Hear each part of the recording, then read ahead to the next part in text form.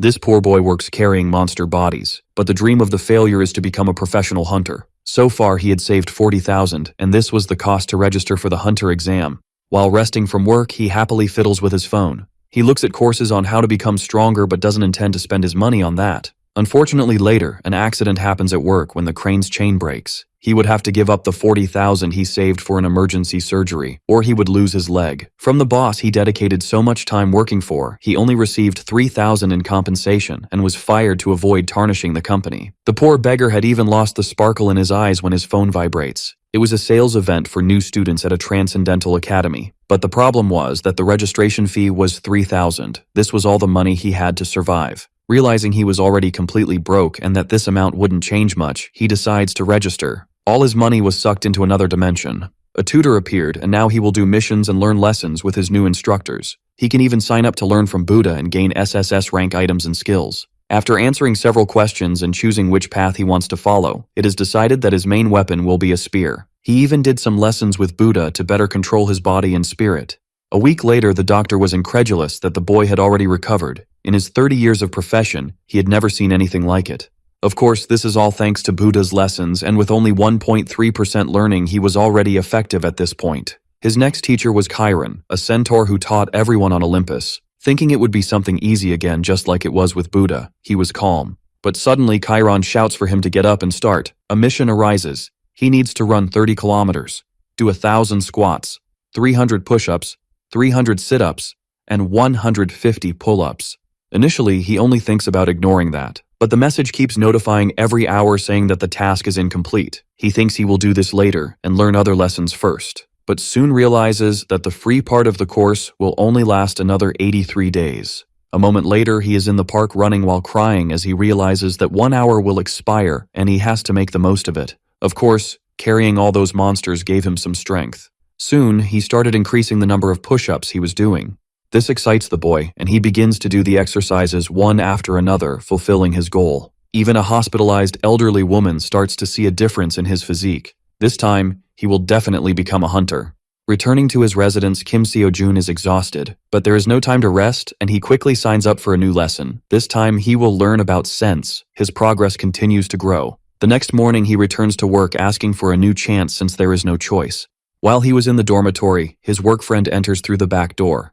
As a work joke, he was going to hit the boy, but he dodges without even looking back. Both were impressed by the situation, and of course, this was due to the sense training he had the night before.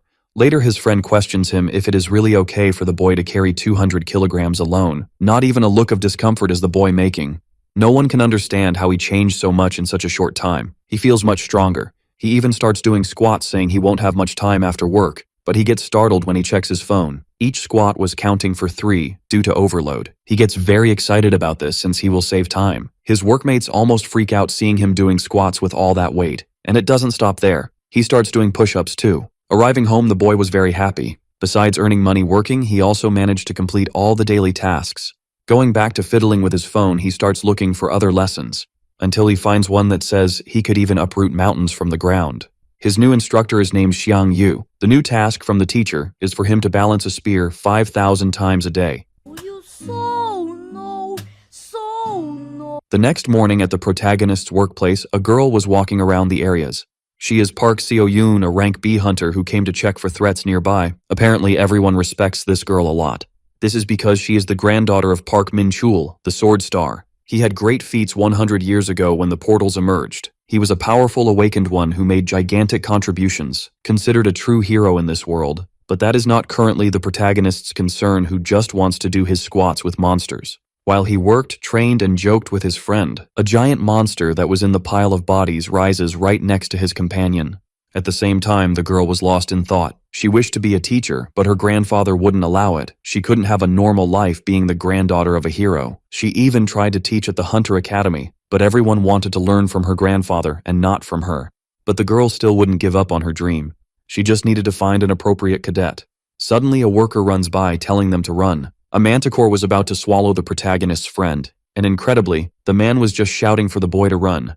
This was a 4-star monster called Manticore that even experienced hunters have difficulty with. Realizing there wouldn't be time, the boy grabs a piece of iron and runs toward the monster. With one strike, the monster moves back a little. The dude's shocked, but the young guy's yelling for him to run for it. Minchul's like, you should run too, but the brave young guy's like, if I do, we're both toast. Revealing his plan, which is to stall until the hunters show up.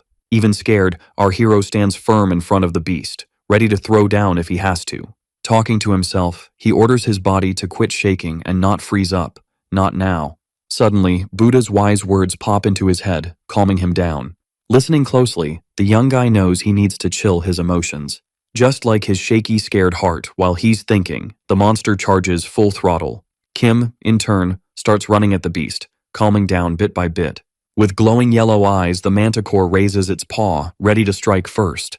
Remembering Kiran's lesson, the young guy knows he has to trust his instincts. The plan works, and he dodges the monster's claws like a pro, jumping back to get some space. Suddenly, the enemy lifts its scorpion tail, and the young guy jumps quick because he knows before reacting, he has to trust his instincts. Until he spots a weak point, which is the creature's head. In midair, the young guy wonders if he should strike now or not, deciding to trust what Xiang Yu said about his hit being able to split mountains. Gripping his iron bar, Kim decides he's got to split it no matter what, and what he's feeling is definitely the power to tear mountains apart. With all his strength and determination, he attacks and manages to split not a mountain but the manticore's body. The hit makes a loud noise and kicks up a ton of dust. Confused, the workers start looking for where the crash came from, as does the huntress who's still around. As she gets closer, the young woman sees Kim standing there, still holding the iron bar. To her shock, behind him is the massive creature, totally wrecked. Grinning awkwardly, the dude's all like, how did that even work? While his grades and lectures start to skyrocket. Totally mind-blown, Park Seo-yoon's all, what just happened? And how did a regular guy, not even a hunter, take down a monster like that without a proper weapon? Snapping back to reality, Kim bolts towards Minchul, zooming past the girl without even noticing her. He's all worried if the dude's okay or if he's got any injuries, but his buddy's also stressing about him. The guy's like, I'm good, but you should hit up the hospital.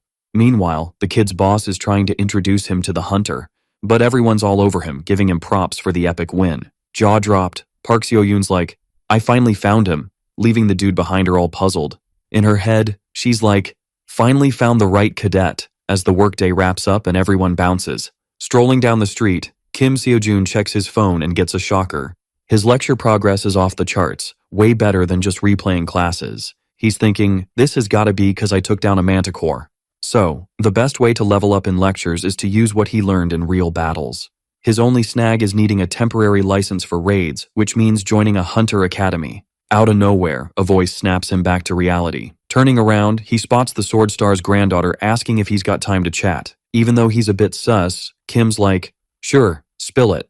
Straight to the point, Park Seo-yoon asks if he'd visit her grandpa with her. People nearby are like, no way, especially when the dude's answer is a big fat no.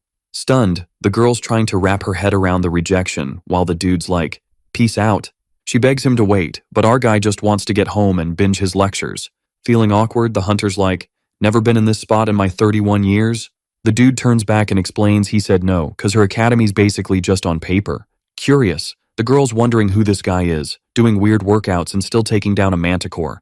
Trying to win him over, Park Seo-yoon's like, we've got all the gear you need, but he's not buying it. As a last-ditch effort, she asks if he'd be down to learn from her grandpa, but the dude's like, nah, doesn't matter, leaving her even more puzzled. Not wanting to let him go, she yells, asking about the written test, but he's like, I got this. Then she asks how he plans to raid without being in a hunter academy. The dude's like, joining your academy won't change anything since it's not government approved. Park Seo-yoon's like, we've got the green light and can help you out, and Kim slows down. Seeing this, the hunter's like, we can hook you up with a private training spot, all without charging a dime. Turning to her, the dude's like, what's the catch? When it's too good, you gotta wonder. Determined, she's like, you'll need to compete for the academy and rep us wherever you go. Even tempted, Kim's still cautious and asks why she's so keen on him joining. She replies, I see your potential. They both grin, and the dude's vibing with what he hears. They'll have a pro relationship, using each other's skills, and the dude's like, deal, extending his hand. Park Seo-yoon does the same, and they shake on it, sealing the deal. Next day, Kim's phone's buzzing. It's Mr. Minchul asking what he did to make the work leader switch up so fast. The dude remembers it was the favor he asked the hunter, but asks if the firing wasn't just dodging duties. Laughing, his buddy's like, nah, he'd never do that, but him being gone is a win. Then asks if the dude's headed to the hunter academy yet. Call ends, and Park Seo-yoon rolls up, handing him the temporary license. The young dude's jaw drops when he hears the document was issued just yesterday. He thanks her, still kinda doubting if it's for real. Buzzing with excitement, he admits he's no hunter, but taking that first step feels epic. Kim's all eager to learn and asks the girl if she can show him the ropes for raids. She's like, nah, you don't need that, which totally throws him off. She points to some weapons, telling him to pick whichever feels right, and then they're off. At the spot, the hunter mentions she booked it, thinking he'd need it. Kim kicks off his battle with a rat-like creature. He pauses to ask why Park Seo-yoon tagged along into the dungeon.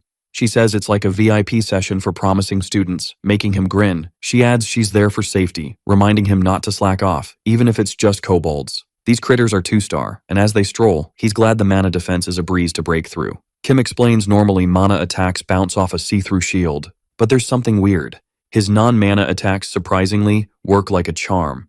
After some fighting, he checks his phone and sees his lecture progress is climbing. Even if it's not as much as his first fight, it's still worth it since he's raking in cash too.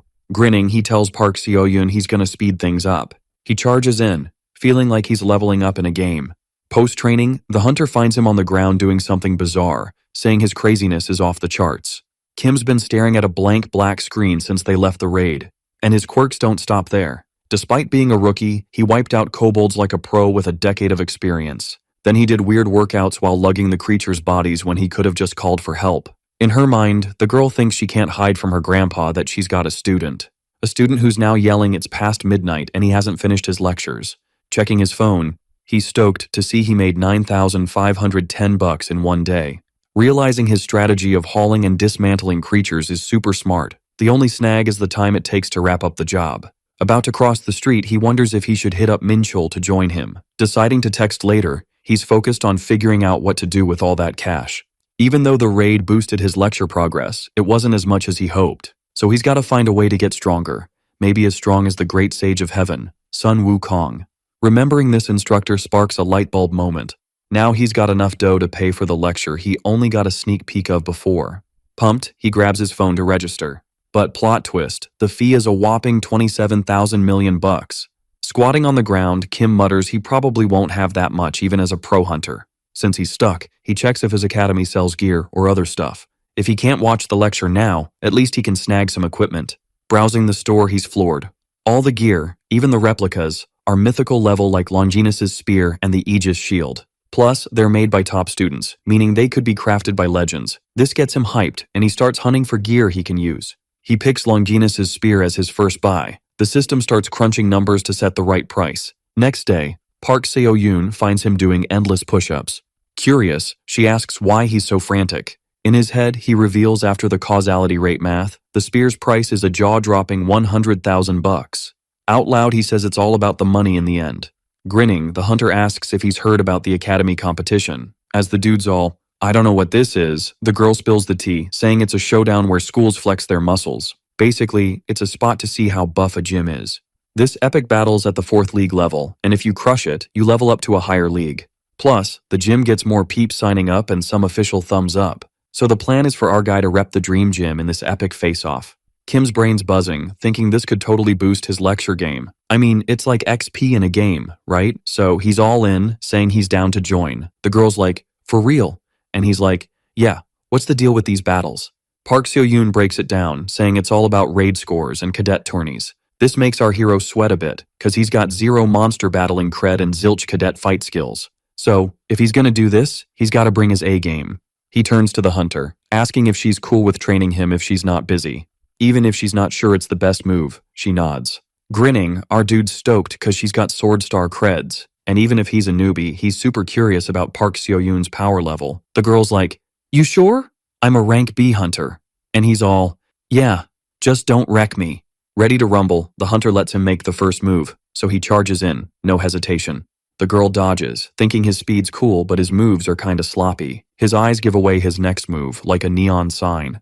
She's thinking she might have hyped him up too much after the kobold fight. A cadet's still a cadet. She's just wondering where he gets the guts to challenge her like this. Still, she figures one hit from her should wrap it up. But surprise, surprise, Kim blocks her hit like a boss. Shaking, he admits it's tough work. The girl's mind's blown, wondering how he blocked a mana-charged hit. The weapon should have flown out of his hands, ending the match. He jumps back, creating space. The girl's just standing there, mind blown. Chill, he grins and says he's gonna get serious now. They both dive back into the fight, and the hunter's baffled by his faster, sharper moves, totally different from a few minutes ago. Kim's deep in his training memories, remembering the coach's advice about not expecting opponents to just stand there. He should make obvious moves to trigger obvious defenses, while spinning the spear back to himself, repeating until the opponent's wide open for the real hit. So when the moment's right, he just needs to go all out. The hunter's shocked as he charges full throttle, realizing she's in trouble. A crash, then a burst of blue lightning. Still on her feet, she's trying to figure out what just went down. Seeing her student against a cracked wall, she realizes she went full power by accident. The dude gets up saying he's cool and admits he lost. The girl's jaw drops, realizing he really thought he could win against a rank B hunter. Meanwhile, Kim's thinking hunters are on another level, and fighting monsters is a whole different ballgame. And he's got a long way to go when his phone buzzes. Checking it, he sees his lecture progress is up, just as he hoped. Pumped, he asks Park Seo-yoon if she's got much going on before the tourney, and she says not really. This is music to his ears, and he asks if they can train whenever they've got free time. 'Cause sparring with her is gonna level him up big time. Even though she's kinda sus, the young woman agrees, 'cause she promised to help the dude, saying if he wins, he keeps all the cash.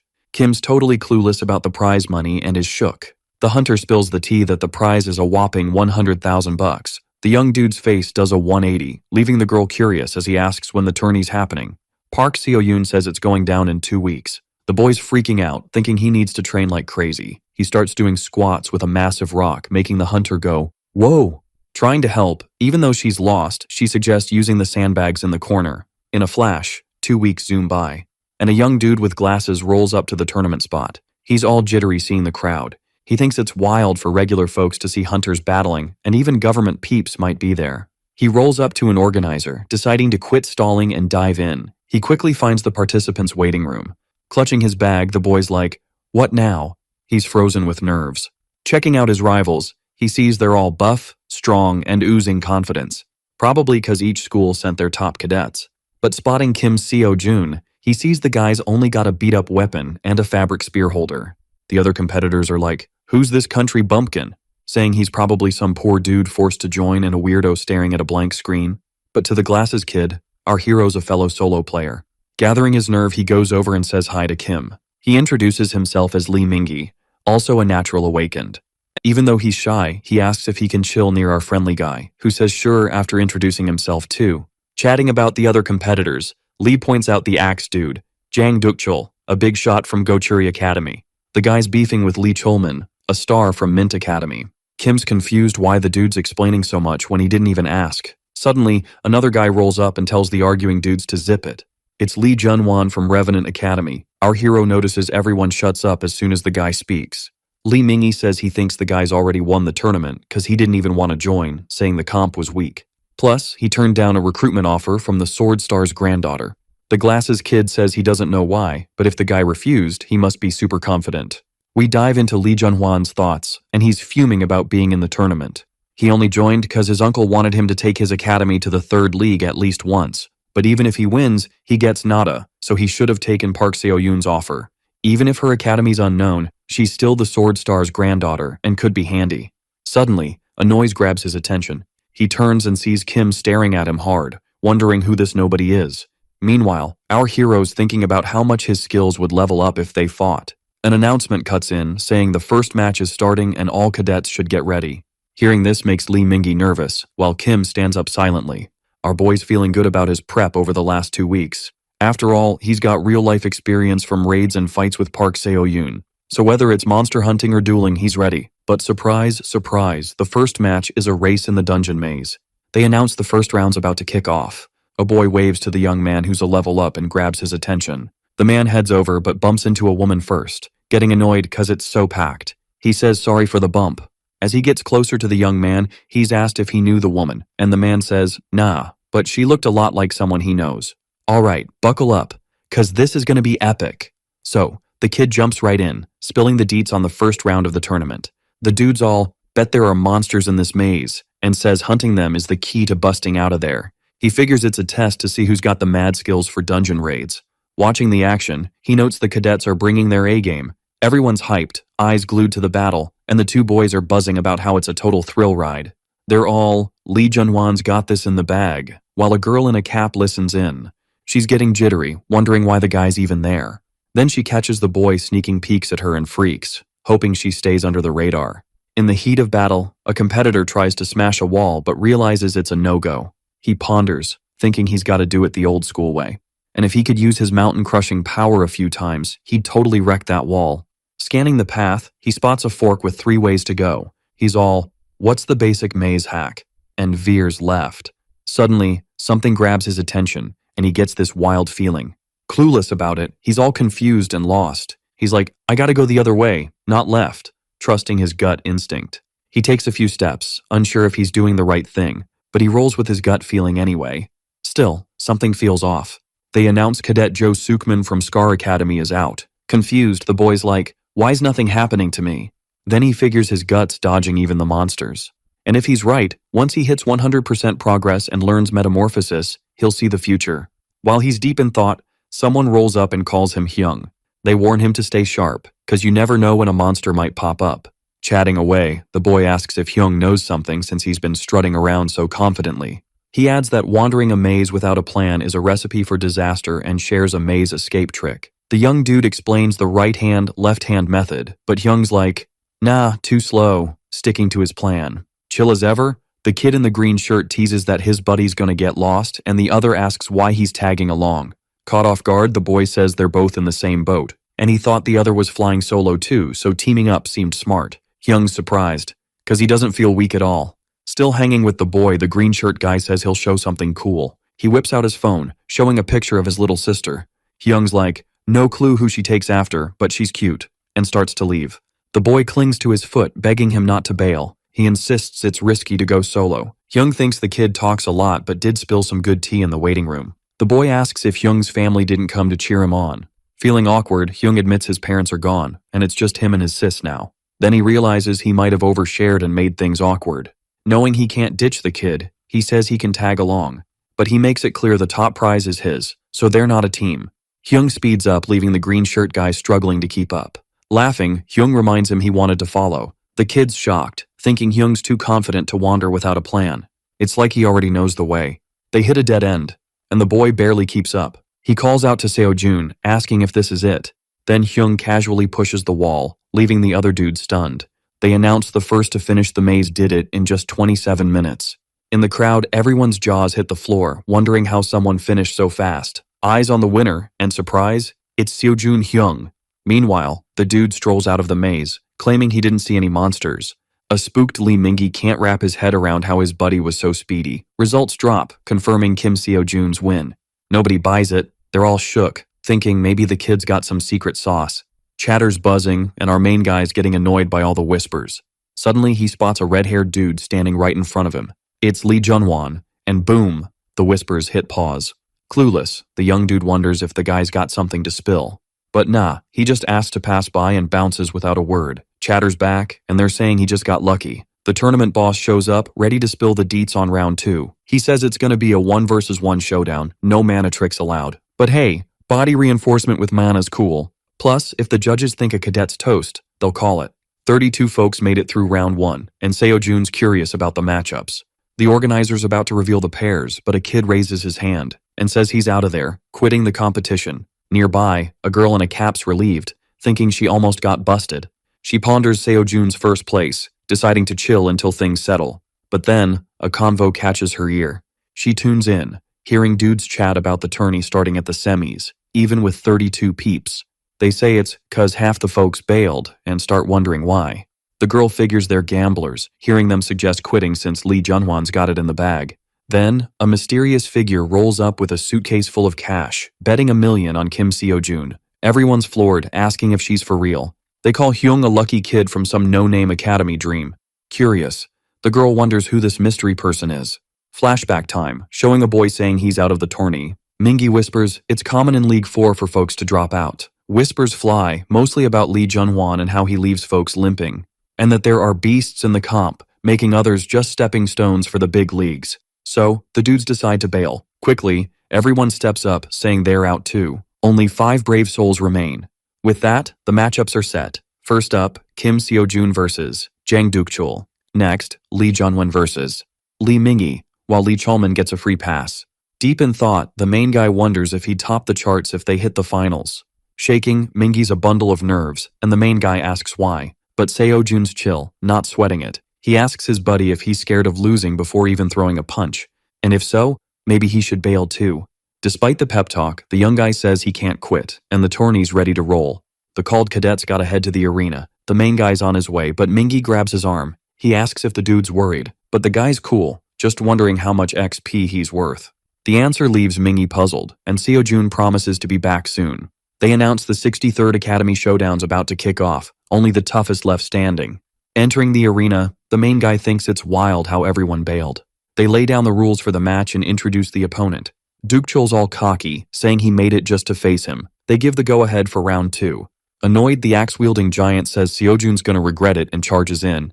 Nearby, Mingi spots the fight starting, wondering if his buddies got this. But then he realizes it's not the time to worry about others. He decides to focus on his own battle against Lee Junhwan, and remembers his buddy's words, asking if he'd worry about losing before even trying. Then Mingi starts thinking, it's not just Yang Dukcheol and Lee Cholman he's up against, but also cadets from big shot academies. Feeling scared, he thinks maybe he should just quit. But then his eyes lock onto the battlefield, and he sees the fight was over in a flash. And boom, Kim Seo-jun was the champ of that battle. Cholman calls the opponents trash and says they're just having fun playing with each other. The story rewinds to show the boys fight. The opponent grabs his weapon and charges in for the attack. As expected, Cadet Dukcheol's got mad strength, but Cadet Seo-jun is dodging those attacks like it's no big deal. Everyone sees he didn't make it to round 2 just by luck. Dukcheol keeps attacking like a machine, but his energy's dropping, yet the boy's defending like it's nothing. Annoyed, the dude asks why his attacks aren't landing. He decides to go for a mega hit and yells, asking if the hero can dodge it. But as he swings, the boy sends the opponent's weapon flying with ease. Plus, with that force, Dukcheol hits the ground, totally shocked by what just happened. Blowing everyone's minds, the match wraps up. The opponent's in shock, realizing he lost to his rival. After the win, Hyung checks his phone, bummed that the progress bar barely moved. He also sees the free license days are ticking down. Kim Seo-jun knows he's gotta hustle to buy a weapon and renew the free license. So he figures he's gotta win that cash prize, no other way. Back in the room, he sees Mingi all jittery and asks why, while the boy says he's freaked out by his friend's power. Laughing, Hyung asks when he ever said he was weak. Still, the buddy says it was epic, but the convo gets cut off with the second fight announcement. They call Lee Mingi and Lee Junhwan. Teasing, the red-haired boy bumps the opponent and tells him to move. Before hitting the battlefield, Mingi calls Kim Seo-jun and asks if he remembers saying they were similar.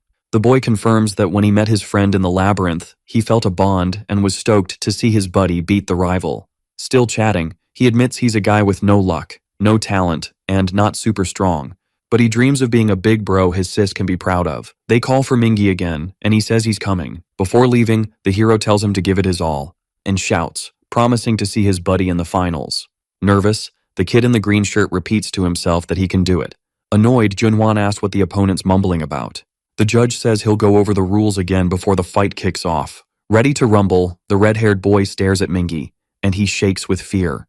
Junhwan thinks he can tell without fighting that the opponent's just prey. A useless dude who only knows how to get hunted, a creature at the bottom of the food chain, and that he's nothing but a snack for a predator like him. Still in his head, the boy thinks the opponent got there by luck and should know his place.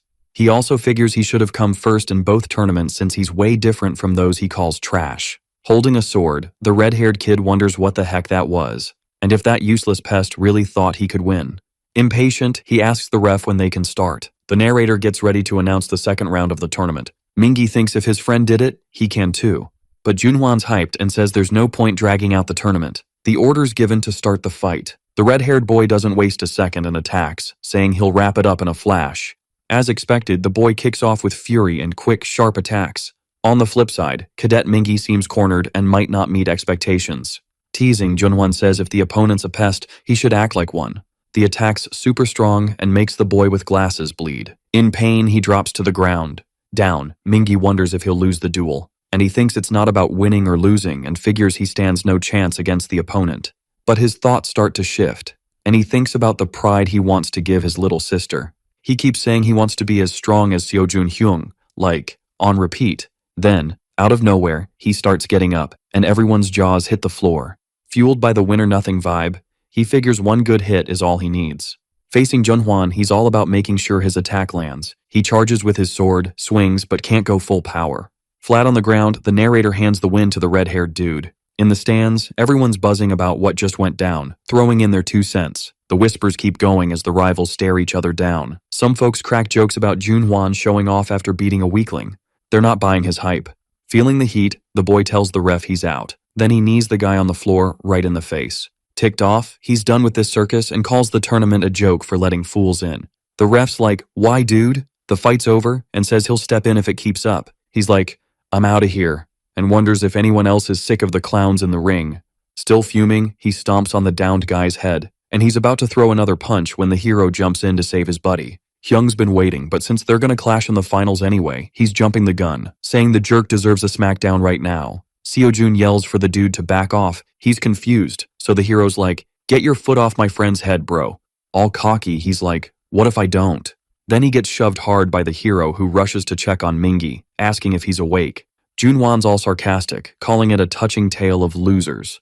Seeing his buddy waking up, the hero charges and demands to know why he stomped on his friend. The guy's like, "Because he's a loser who doesn't know his place." Staring him down, the hero asks if losers can't dream, but the guy just keeps mocking. In the stands, people are buzzing about the chaos, wondering why no one's stepping in. The refs are like, "Why can't we stop this?" But say it's orders from above. The girl in the cap watches the fight, whispering Seojun's name. In the heat of it, the hero's like, "Didn't know you were this dumb." Junhwan's all, "Let me school you, loser. Only the strong survive." And he's like, "You gotta crush others. No room for dreams here." Adding, "That's just how the world rolls." The hero's like, "I used to think that too." For 9 long years, he's been grinding to be a pro hunter, facing reality's walls, even blaming himself for being broke or talentless. Hard work kept him afloat, but nothing got better. Plus, he says clinging to unsolvable stuff is just sad. He's asked himself a million times if quitting would change things. He asks the ref to look after Mingi. Seojun admits fear held him back, making him doubt himself. As he walks, the ref calls out to him, but he ignores it, facing his rival, asking what's the deal, and says it's not something he can judge or belittle. The ref's freaking out, warning him it's against the rules. But he doesn't care, keeps attacking, even as everyone begs him to stop. Chill, the red-haired guy's unfazed, calling it all a joke. Then the hero swings at the rival, who blocks it. Annoyed, Junhwan calls him a filthy pest, and the hero fires back, calling him the real bug. They dive into a full-on battle. The hero sees the guy's strong, not shocked people hype him up. But right now he can't dwell on that, can't afford distractions. He knows he's got to move on instinct alone. They keep clashing, weapons flying. The ref's still trying to step in, asking what's the point, while the red-haired guy tells him to back off.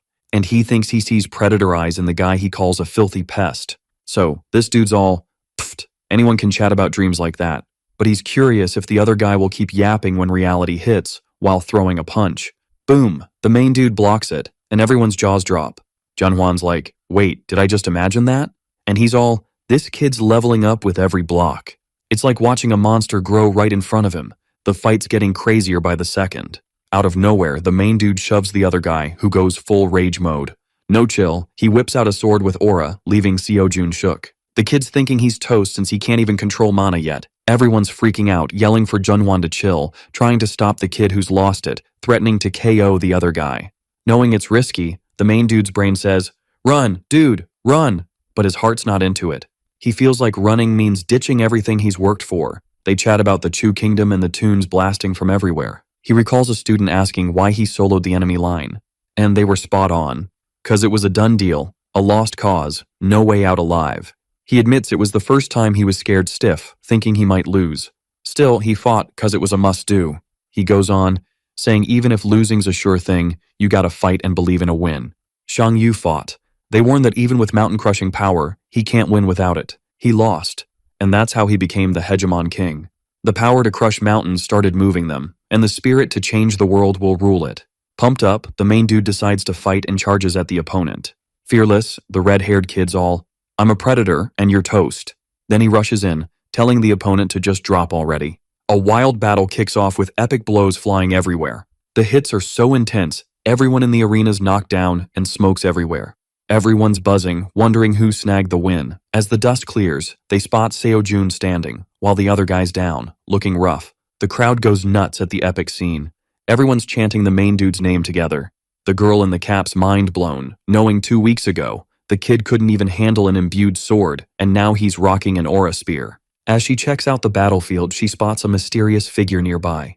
She recognizes it's the person she saw at the betting center earlier. Then the hood drops, revealing the mysterious bettor's face, who's all, "How's this even possible?" The girl's like, "Yeah, I'm surprised too, but chill, dude." And she's all, "You're acting like some cosmic rule just got wrecked." Still pondering, she remembers the guy bet on Seo-jun, and when she looks, poof, he's gone. The girl's stunned to see the guy vanished.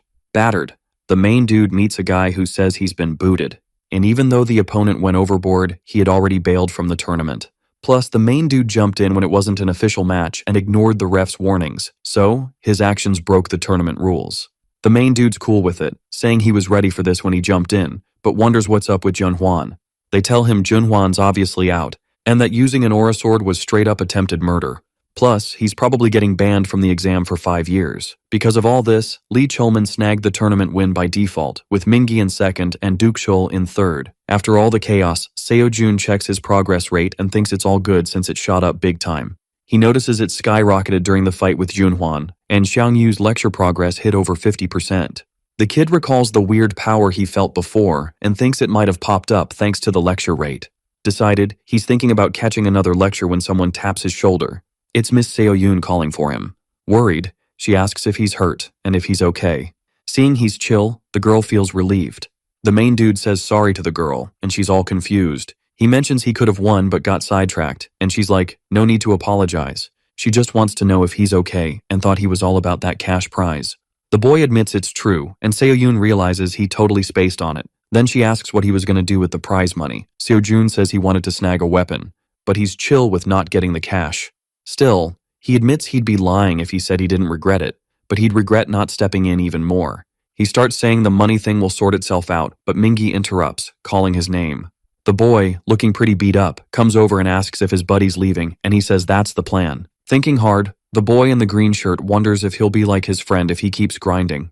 Seo-jun honestly says it's going to be tough, and he thinks Mingi's skills are way behind for going pro as a hunter. Hard work can do wonders, but the world can be a real beast. He advises the boy not to get too hung up on being a hunter, but he can totally rock something else. Mingi agrees his friend is spot on. Then he says he just came to say goodbye. Feeling all the feels, he thanks Hyung for everything. Before heading out, the main dude tells him not to get bummed out and not to let anyone say he can't do it. People will say he can't and that he'll never make it. But he needs to remember that others' opinions aren't the real deal, and if he wants something, he should go all out for it. After the pep talk, Mingi says he'll come back to visit with his sis someday. Seo-yun says that side of the boy caught her off guard, and she loves how he jumps into things uninvited, and that's why she's a fan. Then the main dude realizes he should have told the boy about Dream Academy. He keeps moving while Seo-yun thinks about how he talked about the academy like it was theirs. Then she yells that the friend has worked hard and she'll buy him a weapon. Somewhere else, a young guy shows up and asks if the director's around. They nod but say he's meditating. The young guy says it's urgent and they need to let him know he's there. Ignoring the guards, he barges in and tells the director he's Seo Moonchul. Annoyed, the director says he made it clear not to let anyone in, and asks if the guy's ignoring his orders. With that, Moonchul starts feeling the heat and can't move. Struggling to speak, he says Miss Seo-yun was in the recent academy tournament. The info leaves the director puzzled, wondering if he heard right. They say they're still gathering details, but it seems she recruited a new student. The guy says he can handle it, but the director says no way, he needs to see what this new guy's all about.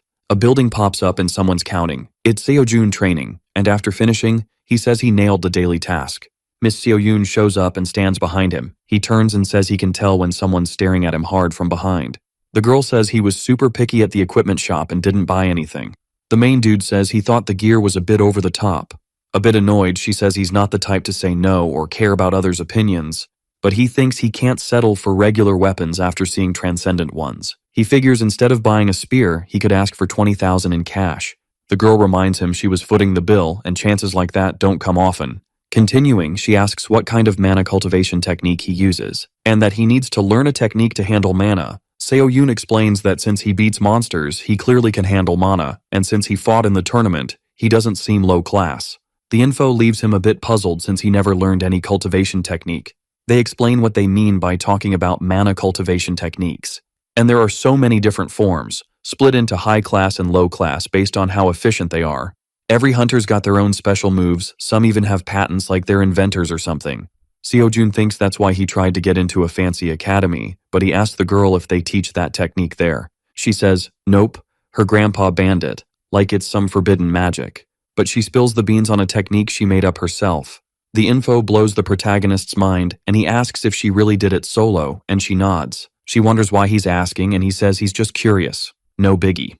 Honestly, he thought she was talentless or maybe hyped up to Sword Saint levels. But he knows she's right, cause mana cultivation is Hunter 101.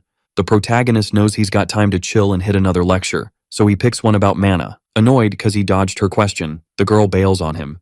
Confused, Seo-jun asks where she's off to, and she says she's got stuff to do. Joking, the protagonist says he's shocked she's got plans. Seriously, she tells him to lock up if he leaves before she's back. He says no worries and starts thinking about which lecture to hit next.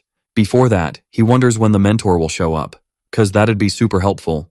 After leaving, the girl feels bummed and admits she's been kinda bored lately. They start explaining what mana is. In a world with strict rules, mana's like the ultimate rule breaker. They tell the boy that once he gets mana, he'll see the world differently. Focused, the lecture rolls on, and they say once he finishes, he'll get the sermon. The protagonist feels like he's gonna go nuts, but in a different way than those Buddha talks. In class, the instructor says no more hand-holding, it's time to DIY. The daily task, make 1,000 mana orbs. Determined, Seo-jun thinks he should at least give it a shot. He figures he can do it thanks to Chiron's lessons. Feeling and controlling mana isn't too hard.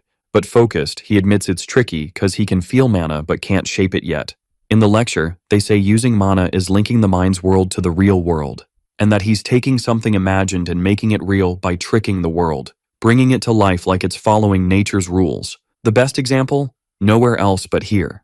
After the explanation, something starts forming in his hands and he's amazed. Suddenly, a mana orb pops up in his hands. He checks out the tiny thing. Worried it's too small, he wonders if it even counts for the daily task.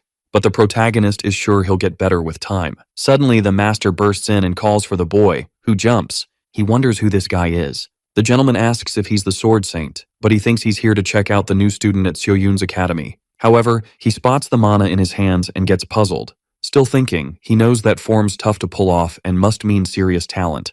And there's only one reason a talented person would want to join Dream Academy. Quickly, the old man assumes the boy's plotting to use his granddaughter. Annoyed, he yells, asking who the boy is. Confused, the protagonist says nice to meet you, sir, and introduces himself as Kim Seo-jun. Still shocked, the boy says he never thought Seo-yun's grandpa would just pop up, only saw him online. Then he asks if he came to see his granddaughter, but she just left. The old man stays grumpy, and the boy realizes he wasn't there for her. Confused, the master asks how the protagonist's so chill, and he explains he's giving off killer vibes, and only an S-class hunter wouldn't be frozen. Seo-jun is puzzled and asks if that's the unwavering heart's effect, while the grandpa asks his purpose there. Not getting it, the main dude asks the old guy what he means by that. To speed things up, the old guy says someone like the boy would be welcome anywhere, so he's confused why he's near Seo-yun. Freaked out by what he sees, the boy says there's a huge mix-up going on. He knows the situation is pretty sketchy. The old guy decides to attack and throw some major power at the young dude. Stressed out, Seo-jun tries to defend himself as best as he can. Meanwhile, at the temple, the girl shows up and is shocked her grandpa isn't there. She asks when he'll be back, but the secretary's got no clue. Bummed out, the girl's sad because she wanted to chat with her grandpa about the boy. Meanwhile, her grandpa keeps pushing the main dude, demanding to know why he's there. At the temple, the girl keeps looking for her grandpa. Thinking hard, she knows she can't keep secrets anymore and can't hide the boy. And she's decided to face the problem since it's gotta happen sooner or later. Suddenly, a young dude calls her over. It's Counselor Seo, who says it's rare to see her at the main clan's crib. But he was about to hit her up right then. Confused, she says she came to see her grandpa. Then she finds out the director went to her academy. Panicking, she bolts out of there. No one gets why she's in such a rush. She runs as fast as she can, blaming herself for letting her guard down. And she's freaking out, thinking she can't let them meet without her there. Meanwhile, at the academy, Seo-jun's wondering what's going down. He's shocked to see the man swinging the sword without even unsheathing it. The main dude thinks he just wants to hold him back, not take him out. Still raging, the old guy keeps asking who the boy is, who swears it's just a mix-up. But the director's not buying it and says the boy showed mana and made a move, so it can't be a mix-up. Yelling, he says the boy's just spitting empty lies. Seo-jun tries to chill the old guy out, saying he doesn't know what his granddaughter said, but he gets called a scoundrel by the director, still clueless about what's happening. With lightning in his eyes, the man says he wanted to hear him out, but he knows the boy's lying. They keep staring each other down, and the main dude gets that the old guy won't listen. And he knows if the Sword Saint really wanted him gone, he'd be toast already. Still trying to defend himself, the boy knows the old guy's the closest to his ideals, figuring it's a big chance for him. Still on edge, the director calls the boy a scoundrel again, noticing the vibes changed. He knows he's met tons of hunters over the years, but only one whose eyes stayed fierce after facing him. And because of that, the boy must be pretty skilled. The old guy yells again, asking why the boy got close to his granddaughter. They both dive into hand-to-hand combat with swords. Trying to defend himself, the main dude says he can't feel or see the opponent's moves. The attack keeps going, but the young dude knows it's a level he can't even start to get. But he wants to see how long he can hang in there. They start fighting with swords, and the old guy says it's super basic, and to get out of it, all he has to do is answer his question. But the boy knows it's not just that and something's missing. He knows he can't let it end like that and just needs a bit more. No trick's gonna work, and his only shot is while the old guy's going easy on him. Seojun knows he's got one shot and has to wrap it up with one hit but doesn't know how. A new attack comes, and while fighting, he remembers the tips from the mana lecture. That's the best he can do right now. He lands a super strong hit, and lights flash everywhere, but the main dude ends up on his knees on the ground. Hurt? He says it hurt a lot while getting called a punk. The old guy says the boy's mask is off, but he defends himself, saying he got attacked first. Talking makes him hurt more, and he just wonders when Seo-yoon will be back. The boy's words make the director even more ticked off. He says he'll personally gift the boy with a one-way ticket to the afterlife. Suddenly the girl bursts through the door, yelling that she's had enough of this nonsense. In a panic, she asks what her grandpa's up to. Worried about the boy, she checks if he's okay, but sees he's all banged up. The boy says he's not seriously hurt, but man, it stings a lot. The old man, being all sarcastic, calls the boy weak, but the boy claps back. The director, super mad, asks what he's on about and calls him a rascal again. The girl figures out what's going on and gets scared. She says she's never seen anyone stand up to her grandpa and wonders why her buddy's getting smacked around. Then she begs her grandpa to stop hitting the boy. Feeling bad, she apologizes for dragging the boy into this mess, and he says it's cool, just some scratches. Still upset, she promises to explain later and asks for 1,000,000 apologies. Calmer now, Seojun says he should hit up the hospital for a checkup. Seo-yoon agrees and tells him not to sweat the treatment costs. The boy decides to bounce while she thanks him for understanding. Fuming, she glares at her grandpa and calls him over for a chat. The girl thinks she's ready to confront her grandpa, but face to face, she's speechless. After hearing the boy's suspicious, the young woman yells, "He's not." She gets all thoughtful, saying she's heard that for 31 years and her grandpa always ignored her. Even with the Hunter's Academy she started, she wasn't free from the old dude. He messed things up whenever she got new students.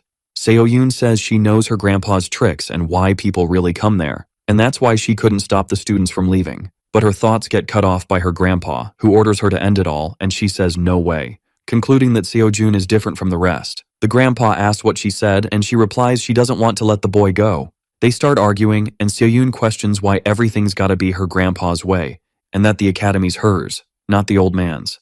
The girl thinks she has nothing with the boy, no special feelings, but feels weird whenever she sees him.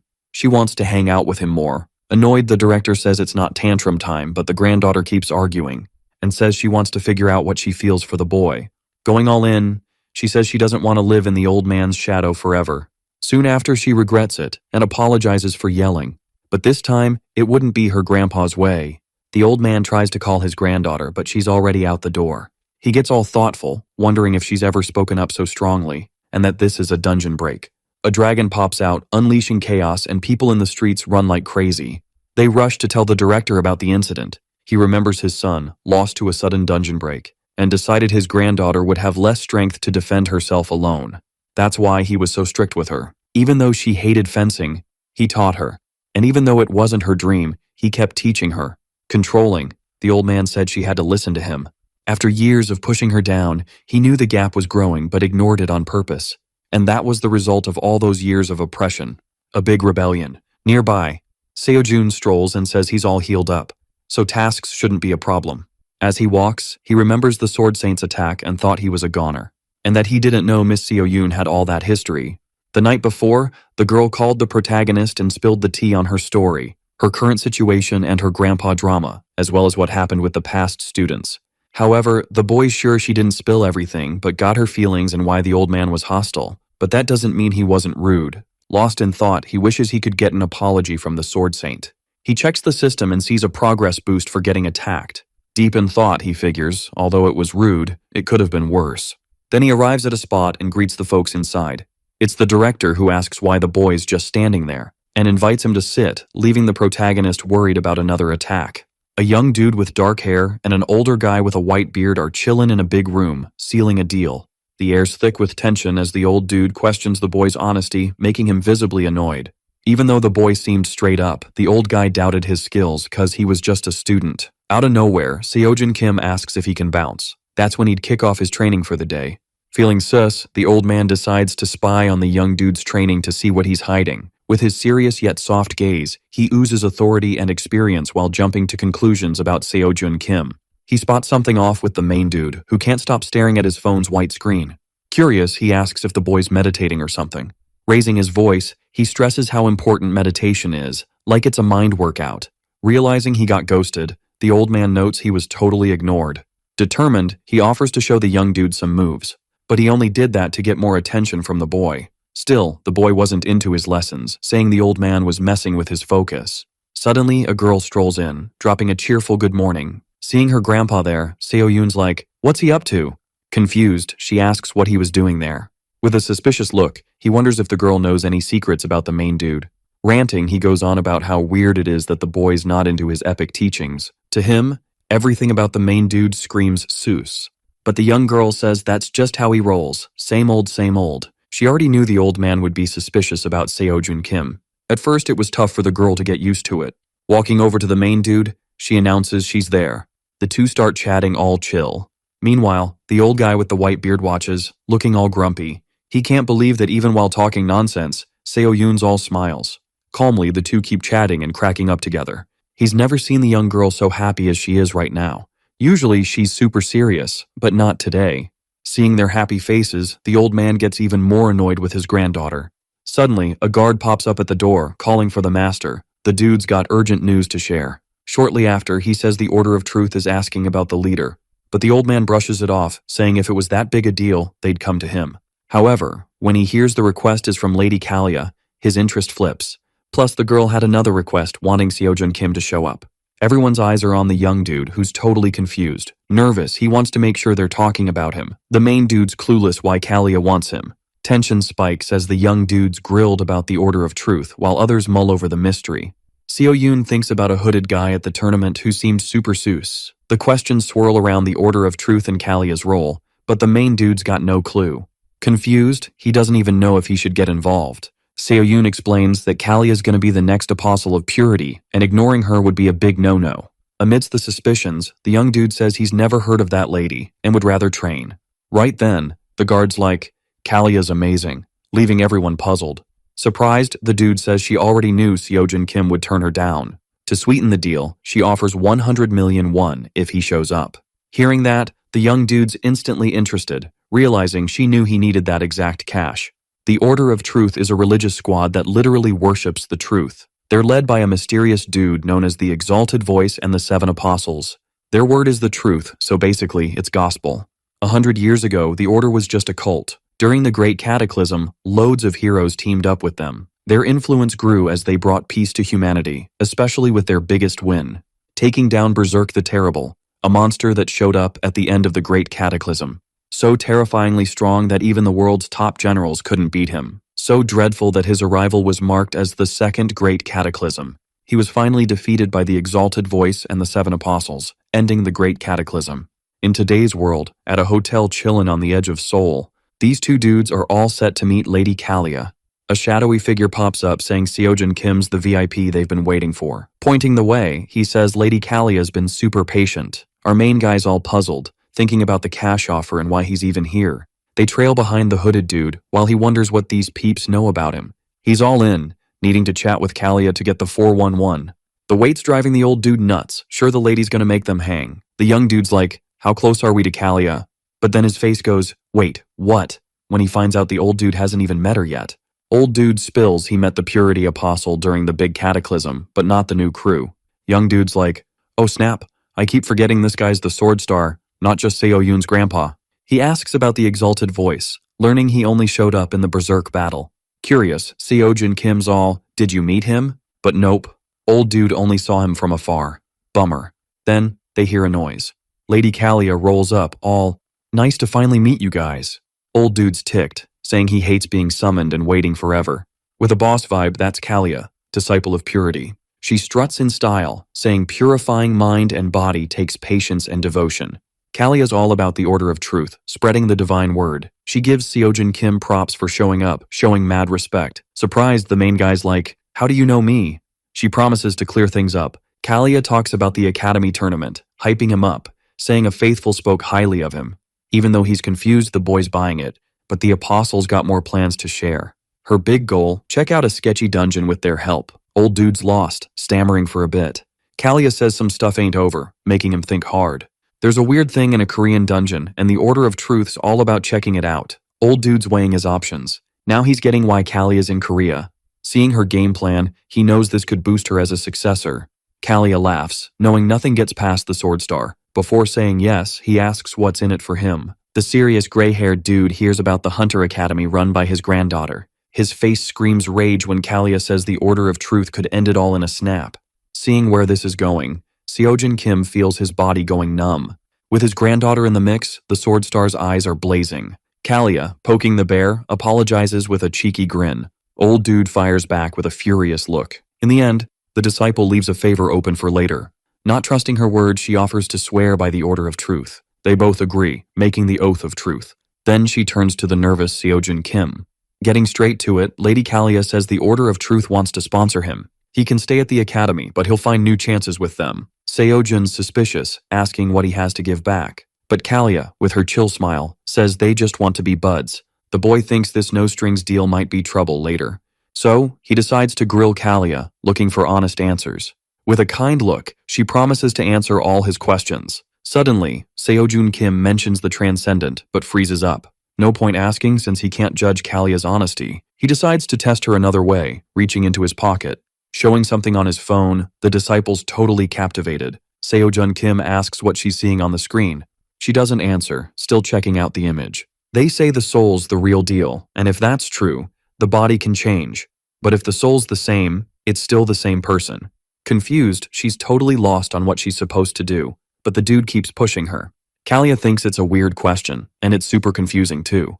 After a bit, Seojin Kim puts his phone away, realizing she's not gonna spill the beans. His face changes when he hears Kalia say the screen was blank. Grinning, he asks if that's what the main character expected, and he nods. Kalia's more interested in the real deal, wondering if he'd take the sponsorship. Surprising the lady, the dude says he's not feeling it right now. Scene switch, and the disciples checking out the city from her window. Kalkus, her sidekick, says they couldn't track down the weird stuff. They keep chatting, and Kalia's not buying what the guy saw earlier. Thinking back, she remembers Seojin Kim's moves that afternoon, feeling something was off about him. Kalia decides they should skip telling the other apostles and just watch the weirdness in the dungeon. The sidekick mentions the heroes Youngsong and Amseong are still MIA, making the lady worry. Outside, the old dude asks why he turned down the offer. Not dragging it out, Seojin Kim says something felt off. For the main guy, owing someone wasn't cool since he couldn't guess their game. Curious, the young dude wants to know what a dungeon anomaly is. If a dungeon's magic field goes wonky, it can tear open and spill everything. These days, it's rare, so most folks don't even know it can happen. Hearing it was common during the big cataclysm, Seojin gets all thoughtful. Remembering Kalia's words about something unfinished, he freaks out, but the old dude calms him down. Meanwhile, the guy heads away from Seoyun's academy, not wanting any interruptions. He pauses for a second. Looking at Seojin Kim, he warns the kid not to mess around, or he'd regret it big time. The old dude with the white beard is watching the young guy, keeping tabs on his every move. When compared to Seoyun for not being real about his feelings, the old dude gets ticked off. Seeing his face change with the joke, the young guy bolts to the academy. Seojin Kim knew chatting with that guy was no walk in the park. Opening the door, he announces he's back at the academy, surprising Seoyun. Curious, she asks about her grandpa who went out with him, but the young guy assures her, saying she doesn't need to stress about it. The girl says sorry for her grandpa's antics, knowing he can be a handful. The girl is stunned when Seojin Kim says he trusts the man's good intentions, even if he can't show them. With determination, he says they gotta help him together. Seeing her friend's support, Seoyun smiles, thankful for his help. For a moment, they're awkward, just staring at each other. Switching topics, she mentions she heard he needed cash. Thinking about recent stuff, he gets jittery after realizing he used Kalia's money to clear debts. While he was gone, So-yoon did some digging and found something to help him out. It was the 24th dungeon cleaning contest. Handing the phone to the young guy, he checks out the money-making chance with interest.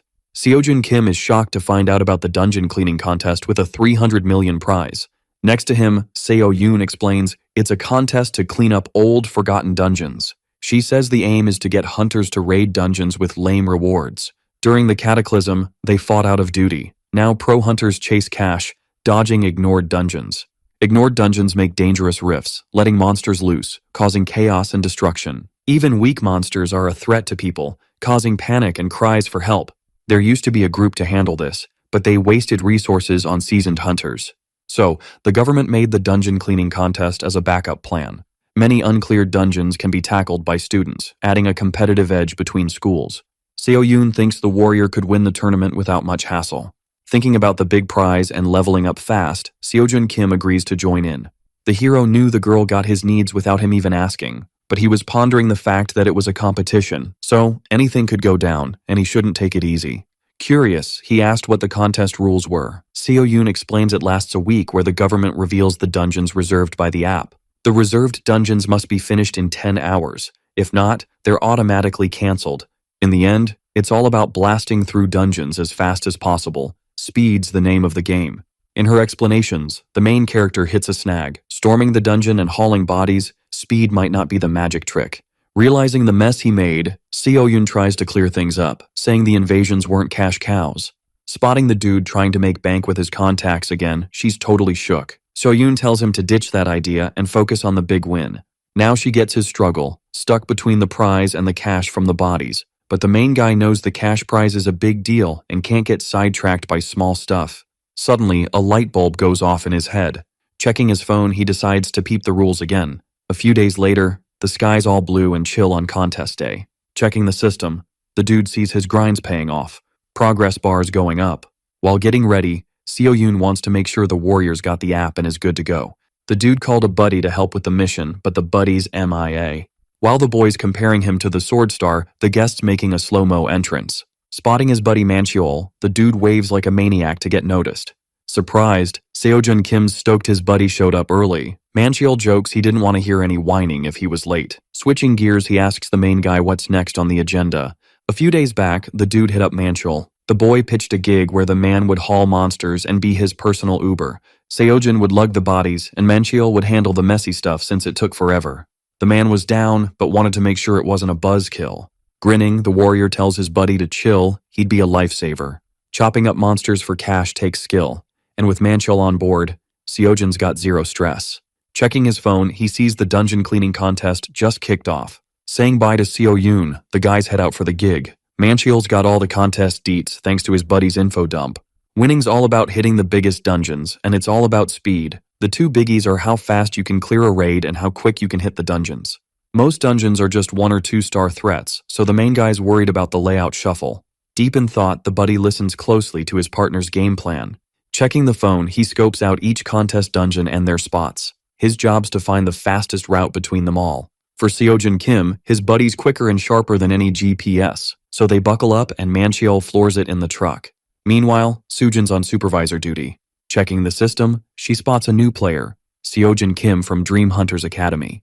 Seeing it's some random kid from a no-name school, she figures it'll take him an hour. In front of her, Mancheol's chilling with a drink, waiting outside. The portal starts acting all weird.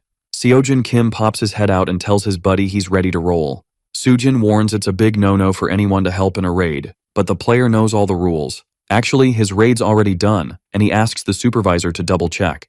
Soo-jun can't believe some random kid nailed it so fast. Entering the dungeon, she sees the kid was right. Bodies everywhere. Turning around, she figures the mission wrapped up in minutes. Meanwhile, he's hauling all the bodies on his back. Totally confused, she thinks it's super weird. Outside, Mancheol's waiting for his buddy, all chill. Dropping the body, the two keep grinding. In 15 seconds, almost all the chopping's done. The supervisor sees the man's ready to slice and dice. For her, it's a big headache. Technically, nothing's breaking the rules, but it's still odd. Meanwhile, Seo-jun Kim's dragging all the bodies out of the dungeon. With his sharp blades, Mancheol's slicing up the bodies on the table. Watching the scene, the supervisor can't believe her eyes. Bagging the bodies, the guys head off to the next mission. Sujin just stood there, totally frozen, trying to wrap her head around what she just saw. Hopping into the truck, the duo bounced off, all pumped up to tackle whatever came next. The inspector was just chilling, checking out a tiny butterfly in his hand. For him, soaking up the sun was way better than being glued to a computer screen all day. Meanwhile, he was daydreaming about the next contestant showing up. Sitting there, he spotted the two dudes who hopped out of the truck moving super fast.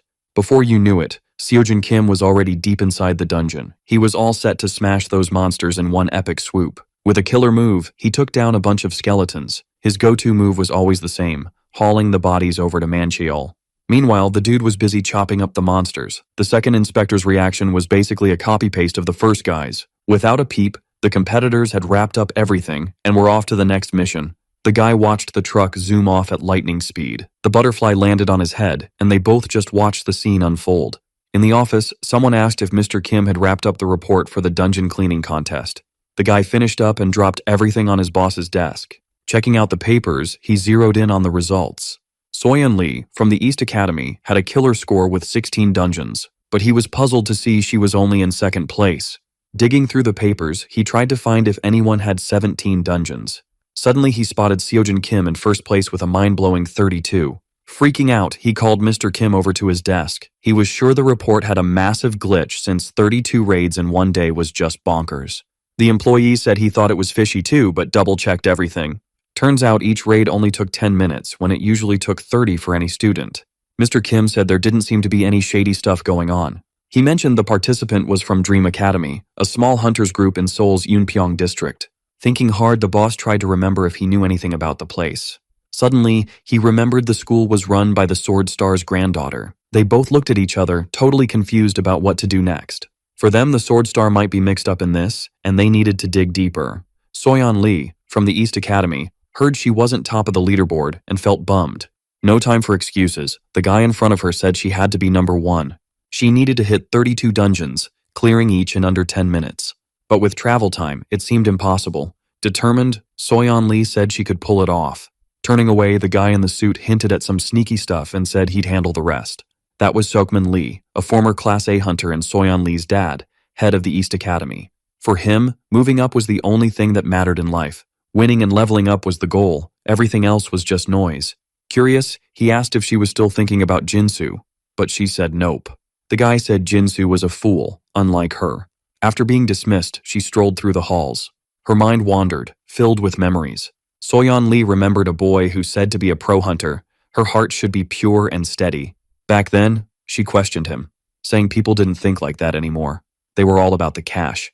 She laughed at his dream of being a great hunter who truly inspired people. That was her older brother. Meanwhile, memories of the past brought his face and words to the front of her mind. Remembering her brother made her mad every time she thought about him being gone. Annoyed, she kept walking, trying to shake off those thoughts. As night fell, a voice complained about feeling sore all over.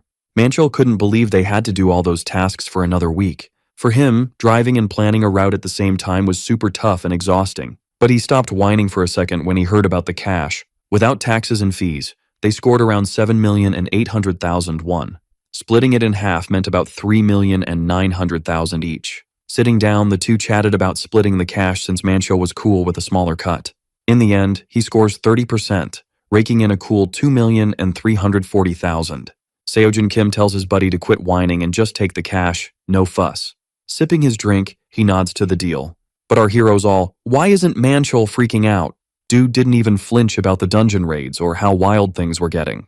But Manchol had seen the young dude throw down in the tournament earlier. He kept it on the down low to not mess with the kid's dreams. Manchol's always been that way, acting all tough, but really being a big softie. He had the protagonist back when he was solo, becoming his ride or die.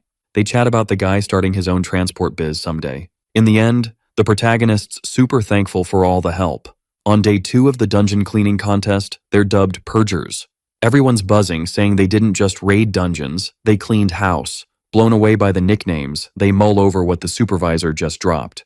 According to the system, Seojin Kim's still top dog with 73 dungeons. At this rate, anything less than a win would be sus. They've got 5 more days to crush it. The protagonists hyped for a big party, even inviting Suyeon, Mancheol's daughter. Sharing laughs, they hug it out like old pals.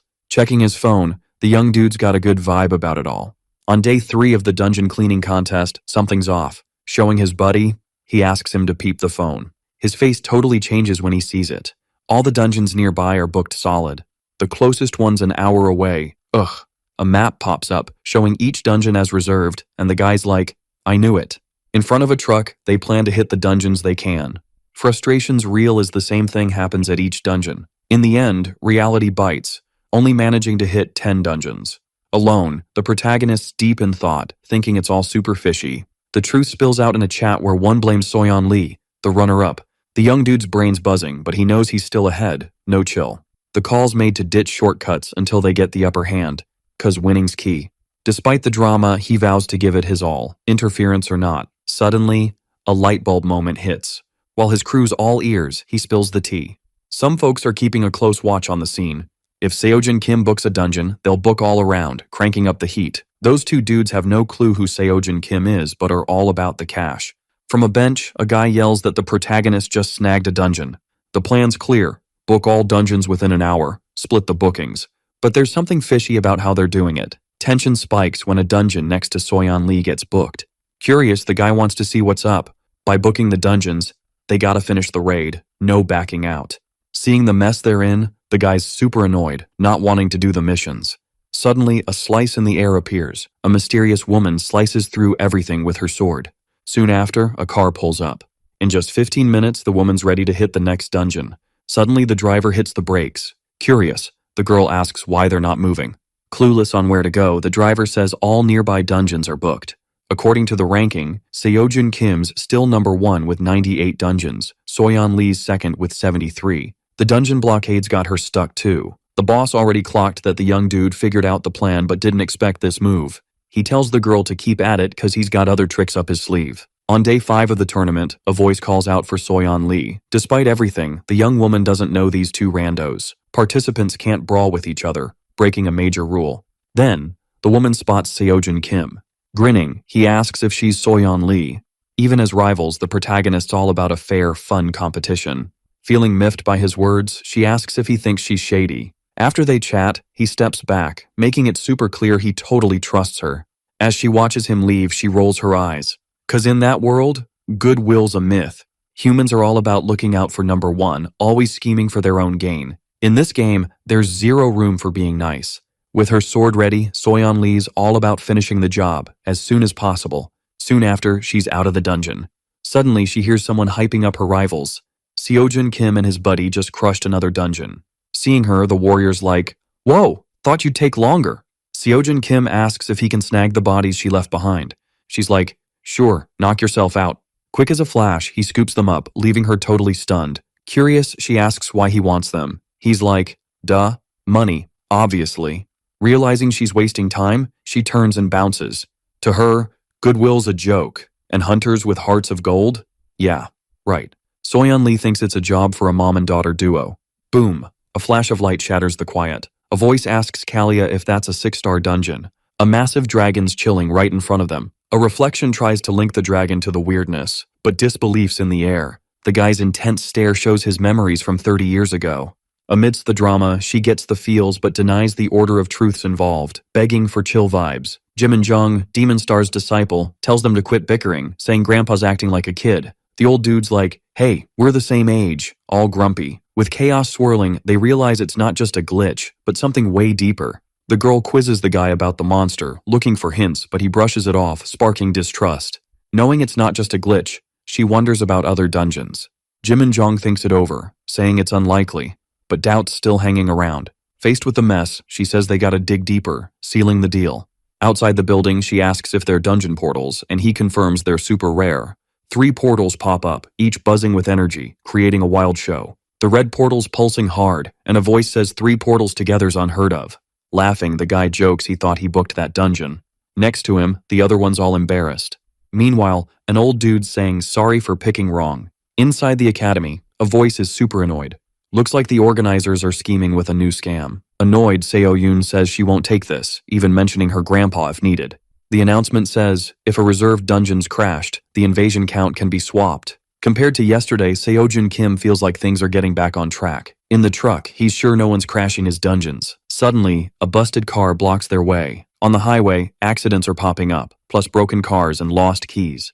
The system shows the heroes just one dungeon behind. Back at the academy, Seoyun says no one admits knowing Soyeon Lee, but there's no time for more digging. Plus, Soyeon Lee's academy head is Seokmin Lee, a retired Class A hunter. Being a smooth talker, the Sword Star's always watching him. So, even if they dig, they won't find anything in time, even if it involves her grandpa. Thinking hard, they need another plan to make Seojun Kim win. With a sad tone, Seoyun says sorry for not knowing how to help. But the guy's like, nah, I got here because of you. Mancheol adds that she did all she could, and now it's up to them. Actually, Seojun Kim's gotta handle it solo. A grin spreads on the hero's face, showing his plan. Ranting, the boss sees they're losing again. The sidekick says the boy hoped to be near a dungeon to book, not knowing where it is. Realizing the dude only took 5 minutes to book and finish a raid, Seokmin Lee's all like, time to bribe the supervisors. With the academy breathing down their necks, the dungeon team is out spying on the supervisors. The boss was shook that some random academy had that much clout, but hey, it's the Sword Star's granddaughter we're talking about. In that sitch, they were kinda stuck. But Seokmin Lee was all about making East Academy win, blaming everyone for the L. Meanwhile, Soyeon Lee crushed 126 dungeons, and Seojun Kim was at 125. Then, boom, the boy hit 131, snagging first place. They kept swapping spots on the leaderboard. Both wanted to win so bad, they ended up tied. In the contest HQ, 3 peeps were having a heated chat. Seojun called out Seokmin Lee for cheating, but he clapped back. Things got super tense, so a dude had to step in before it got messy. First off, no ties allowed. No proof of cheating, so Soyeon Lee stayed in the game. Youngsuk Shin, the dungeon team boss, was shook to see someone there. Seojun Kim showed up at the spot. In front of him, Soyeon Lee was there, looking a bit annoyed, waiting for the deets. With both there, the tiebreaker rules were ready to roll. They were hyped to win the 24th dungeon cleaning contest. Rules were chill, just pick one of the 3 dungeons. First to clear the 3rd portal wins it all. One dungeon wasn't enough. They wanted all cleaned up. Made sense for the winner to clear one more dungeon anyway. All dungeons were 2-star, so they picked their own threat level. Seojun Kim got first pick, then Soyeon Lee. Feeling bold, he picked the right portal. She went left. They headed to their dungeons, ready for the showdown. Before diving in, she teased him, telling him not to get bummed out. He was like, "What's she on about?" and couldn't clap back. Suddenly the tourney kicked off and they zoomed into the portals. The main dude dashed through the right dungeon, focused on his goals. He thought about Soyeon Lee's words. But no time to stress, he had to win this thing. Expecting kobolds, he thought it was sus. Even if not kobolds, he should have seen something by now. It's been over 5 minutes. Then, his face dropped hearing a scary noise. Seeing a paw, he realized it wasn't a kobold. A huge manticore popped up, looking all dangerous. Thinking they messed up the dungeon rating, he saw it was a 4-star beast. Freaked out, he watched the threat coming closer. Seojun Kim was nervous but wasn't about to back down. With one epic move, he took down the beast. Still, he knew he was way behind his usual time. Crossing the portal, he thought he was too late. He told Youngsuk Shin, the dungeon boss, about the manticore. Panicked, he asked him to check it out himself. Getting the boy's point, he looked into a new match. But changing the contest seemed pointless since Soyeon Lee wasn't back yet. Hearing that, Seojun Kim got super anxious. Weird noises echoed from the dungeon. Inside, the girl felt like she'd been walking forever. Behind her, a giant beast crept up without her noticing. The main dude was worried she hadn't returned. Wrapping a bandage, he felt pain but pushed through. Soyeon asked why her brother was ignoring their dad's orders. He thought about his values, saying he didn't want to cheat to win. He told Soyeon to never ditch her values, even as a pro hunter. Annoyed, she couldn't believe her bro would cheat, since playing fair didn't always win. Plus, she didn't buy into heroes anymore, thinking they were all old or gone. Hearing his words, she got even more confused. Grinning, he pointed out politicians who weren't corrupt or sold out. They kept arguing, showing 2 sides of the same coin. While sprinting through the rain, Soyeon was hit with a memory of those warnings about meeting someone someday. In a panic, she zigzagged through the crowd, dodging umbrellas like a pro. Soaked to the bone, she was all about that cold reflection, ignoring any ties or reasons. When he realized his brother was gone, he thought, what a fool, the biggest doormat ever. She couldn't wrap her head around Jinsu sacrificing himself for some random stranger.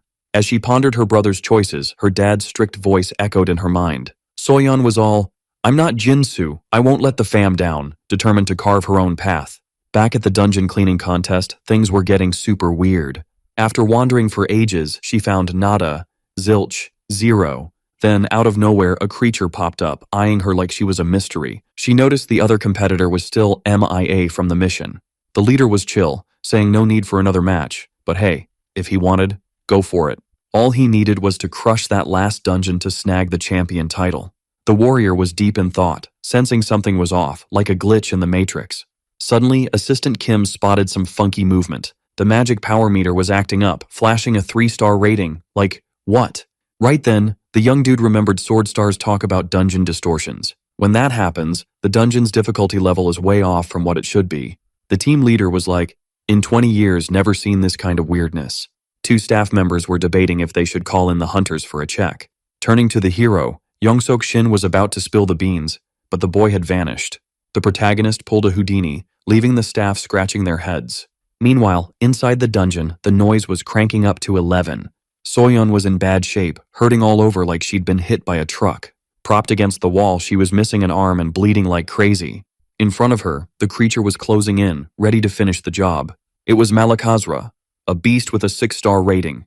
The creature let out a roar that could shatter glass. In her final moments, she thought of her brother's words, doubting any poetic justice in this world. The Malakazra leapt, aiming for the defenseless girl. To Soyeon, poetic justice was just a fairy tale thing. Accepting her fate, she felt oddly okay with going out less foolishly than her brother. Out of nowhere, something smacked the 6-star monster. She opened her eyes, realizing she was still kicking. In front of her, the protagonist was blocking the creature with its massive fangs. While holding it back, he asked if Soyeon could make a run for it. With a bit of time bought, her best bet was to bolt like the wind. Using all his might, he kept the monster at bay. Soyeon was blown away, wondering what the boy was doing in that dungeon. When battling a 6-star beast, the key move was to block its attacks. With a leap, he aimed for the creature's face, pulling a sneaky distraction. Seeing it worked, the creature started chasing the protagonist. A swift strike landed on the monster. His weapon danced through the air, aiming for the enemy's body. With laser focus, he got ready to dodge, gripping his weapon tight. After studying the monster's moves, he cooked up a plan to flip the script, leading it to a sweet spot. Out of nowhere, Malakazra's horn nailed him, piercing his chest. Pain shot through him, and he knew things were getting dicey. Soon after, the creature tossed him aside like a rag doll. Battered and bruised, the protagonist landed next to the other competitor. Getting back up, he was all about not throwing in the towel. He realized time was short, so the girl had to make a move. She was puzzled, not getting why the warrior was so invested. This wasn't his fight, and he wouldn't gain a thing from saving her. Soyeon was like, just finish the last dungeon, win the cash, and bounce. She was set on making him ditch her and chase the prize. But he wasn't about to bail and let Soyeon face the end solo. Even after seeing through all her tricks, thinking they were way off. Turning away, Seojin Kim was like, doesn't mean she should bite the dust. She remembered her brother's words about meeting someone someday. The boy knew none of this justified helping her out. Meanwhile, his thoughts drifted to his late brother, who hinted at Soyeon's hero showing up. Seojin Kim figured saving lives was the ultimate win. The Malakazra was getting more ticked off and antsy. The hero's out here, trying to dodge attacks from this mega 6-star monster. He's got his weapon ready, but man, escaping this mess is tough, and he's doing everything to keep the girl safe. His face? Total panic mode. The centaur's dropping wisdom bombs, saying instinct's all about thinking, but most students are clueless about it. Thinking includes judging, but sometimes there's no time to think before acting. People think it means not thinking at all, but that's not the whole story. In the end, instinct's part of thinking, and by figuring it out, our hero levels up big time. His brain and senses are syncing up, letting his senses do the judging. Right then, Seojin Kim starts thinking smarter with some next-level instinct. Boom, his body's suddenly all nimble and light, pulling off crazy moves. He's dodging the monster's attacks like a pro. And his eyes, seeing things differently now. In the chaos, he spots a tiny chance to win by feeling every muscle move. His skills are on point, and his focus is razor sharp. With a jump, he tricks the creature. If he keeps this up, the rescue team might show up soon. But there's a snag. Soyeon Lee's in bad shape and might not last the fight. She's super hurt and bleeding a lot. No time to waste, he decides his best shot is to go on the attack. Determined, he charges at the 6-star monster, aiming to take it down. He's trying to use his strength for a mountain technique and the world's spirit technique. He feels energy buzzing through him. The cut on his face is still bleeding. Without confidence, he knows this fight's a losing battle. Holding his weapon, he realizes he can't pull off a mountain technique solo. Still, he tries aura magic to finish the monster. After a deep slash, some blood spills. The girl watches the whole scene, totally focused. Seojun Kim takes another hit to his side, but the big creature's down, not moving. Exhausted, he uses his weapon to stay upright. The system shows his progress got a little boost from the battle. Carrying Soyeon on his back, he keeps chatting with her to make sure she's okay. Hearing her voice, he feels a bit of relief. No time to chill, they gotta get out of the dungeon fast. The team leader's worried when he sees the heroes back with a girl. They need an ambulance and meds for her, as soon as possible. Lying there, she makes it clear the young guy's not her hero, but the hero's not expecting anything from Soyeon Lee. She's rushed to the nearest hospital. When news of the dungeon contest hit, everyone freaked out. A Malakazra, a 6-star monster in a 2-star dungeon, was a disaster. The public, the association, and the government went nuts, and Seojun Kim's name blew up. The Apostle of Temperance sought advice from Lady Kalia. Without getting it, they thought it was cause of the weird stuff in Korea. A curious girl asks her grandpa about the academy student who beat the monster. Not dragging it out, the old man says she was right about that rascal. Meanwhile, the young guy's just thinking about his cash. In the hospital, Manchul can't believe he's talking money again. In the end, they called it a tie and split the prize, which ticked the young guy off. He wanted to fight for the prize with a two-handed move since the girl's down an arm. His main point? The money's all his. Walking in, Seoyun chats with the two dudes. Suddenly, the girl senses something's off with the warrior. Hearing the prize got split, she asks why, since the young guy won the tournament. Soyeon Lee confessed to cheating in this tournament and others. She even reported her dad, Seokmin Lee, head of the Eastern Academy, starting a lawsuit. Shocked, the boy can't believe the competitor's sudden move. Seoyun also says the young woman told her some stuff. Earlier, Soyeon said she still thought Seojun Kim was wrong. Even so, the girl didn't see herself as the hero in this tale. After those words, Seoyun's super confused and just passes on the info. Now the dude was the only champ, and the government was throwing in some extra perks because of the whole incident. In the end, he was gonna get a tax break and an extra 100 million won, cha-ching. Calling it an extra cash prize was just their way of saying, please don't sue us, bro. While the kid was crunching numbers, the young woman dropped some even bigger news. The Dream Academy finally leveled up to Division 3. Woohoo! Thanks to the kid, they hit the requirements and now they could hit up 4-star dungeons. That news was epic, and all the props went to Seojun Kim. Now was the perfect time to recruit more peeps to the academy. Grinning ear to ear, he knew everything was going his way. Decided they were gonna celebrate with some sushi. Yum. Chillin' in his room, the warrior realized his money probs were history. While his buddies partied, he had more important stuff to handle. On the Transcendent market site, he was ready to splurge on training gear.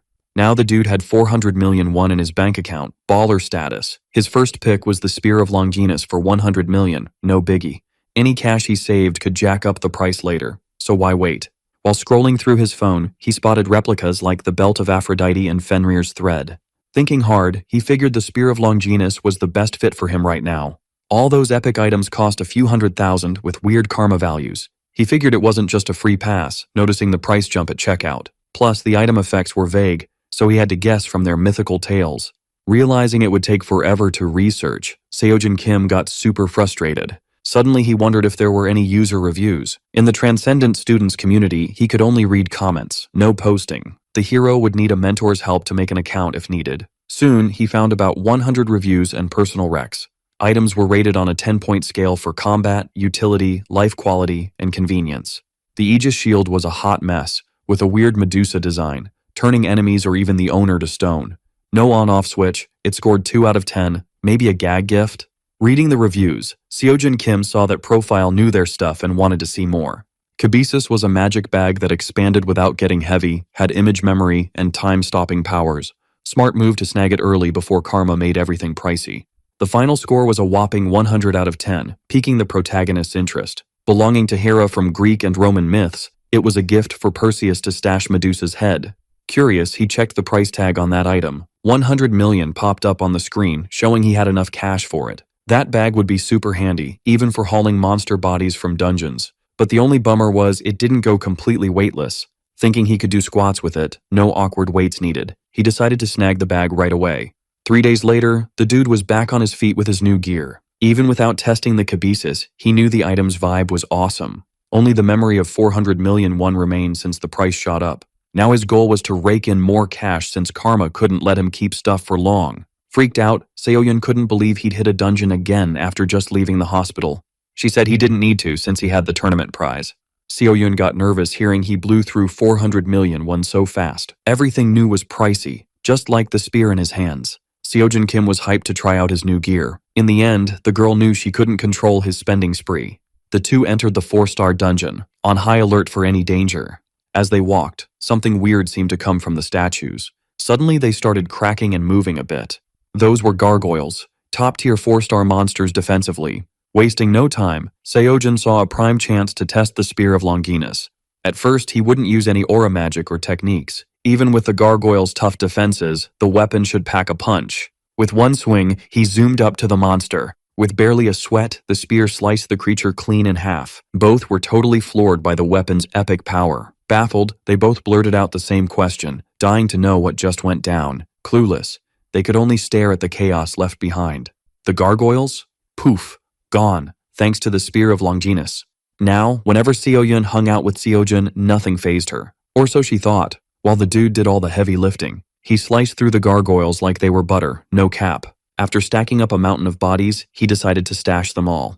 Seo-yun was shook, wondering how he crammed all those beasts into a tiny bag. Almost tipping over, she realized it was way heavier than she thought, even with a 70% weight hack.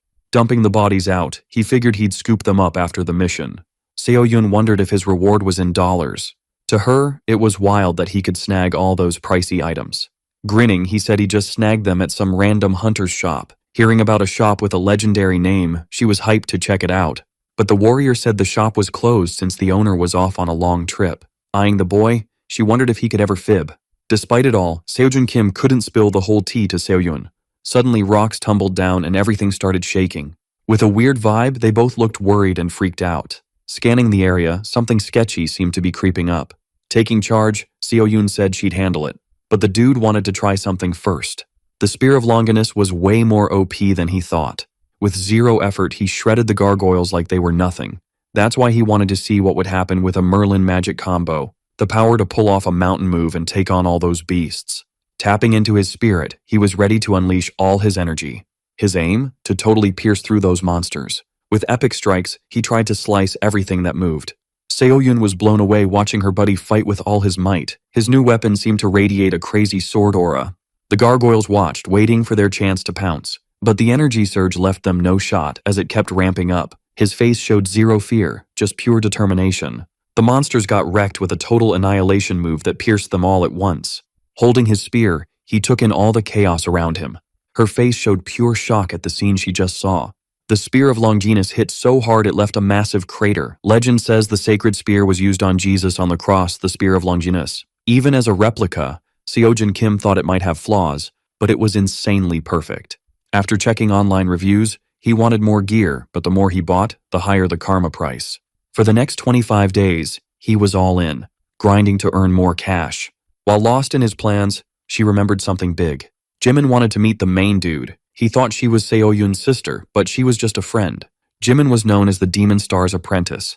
The Demon Star picked an apprentice in his final years, knowing his wisdom would be topped. The apprentice had some stuff to chat about with Seo-jun regarding the recent drama. Then, he realized it was all tied to what went down in the dungeon. Soon, he thought Jimin might be like the girl's grandpa, but he could chill.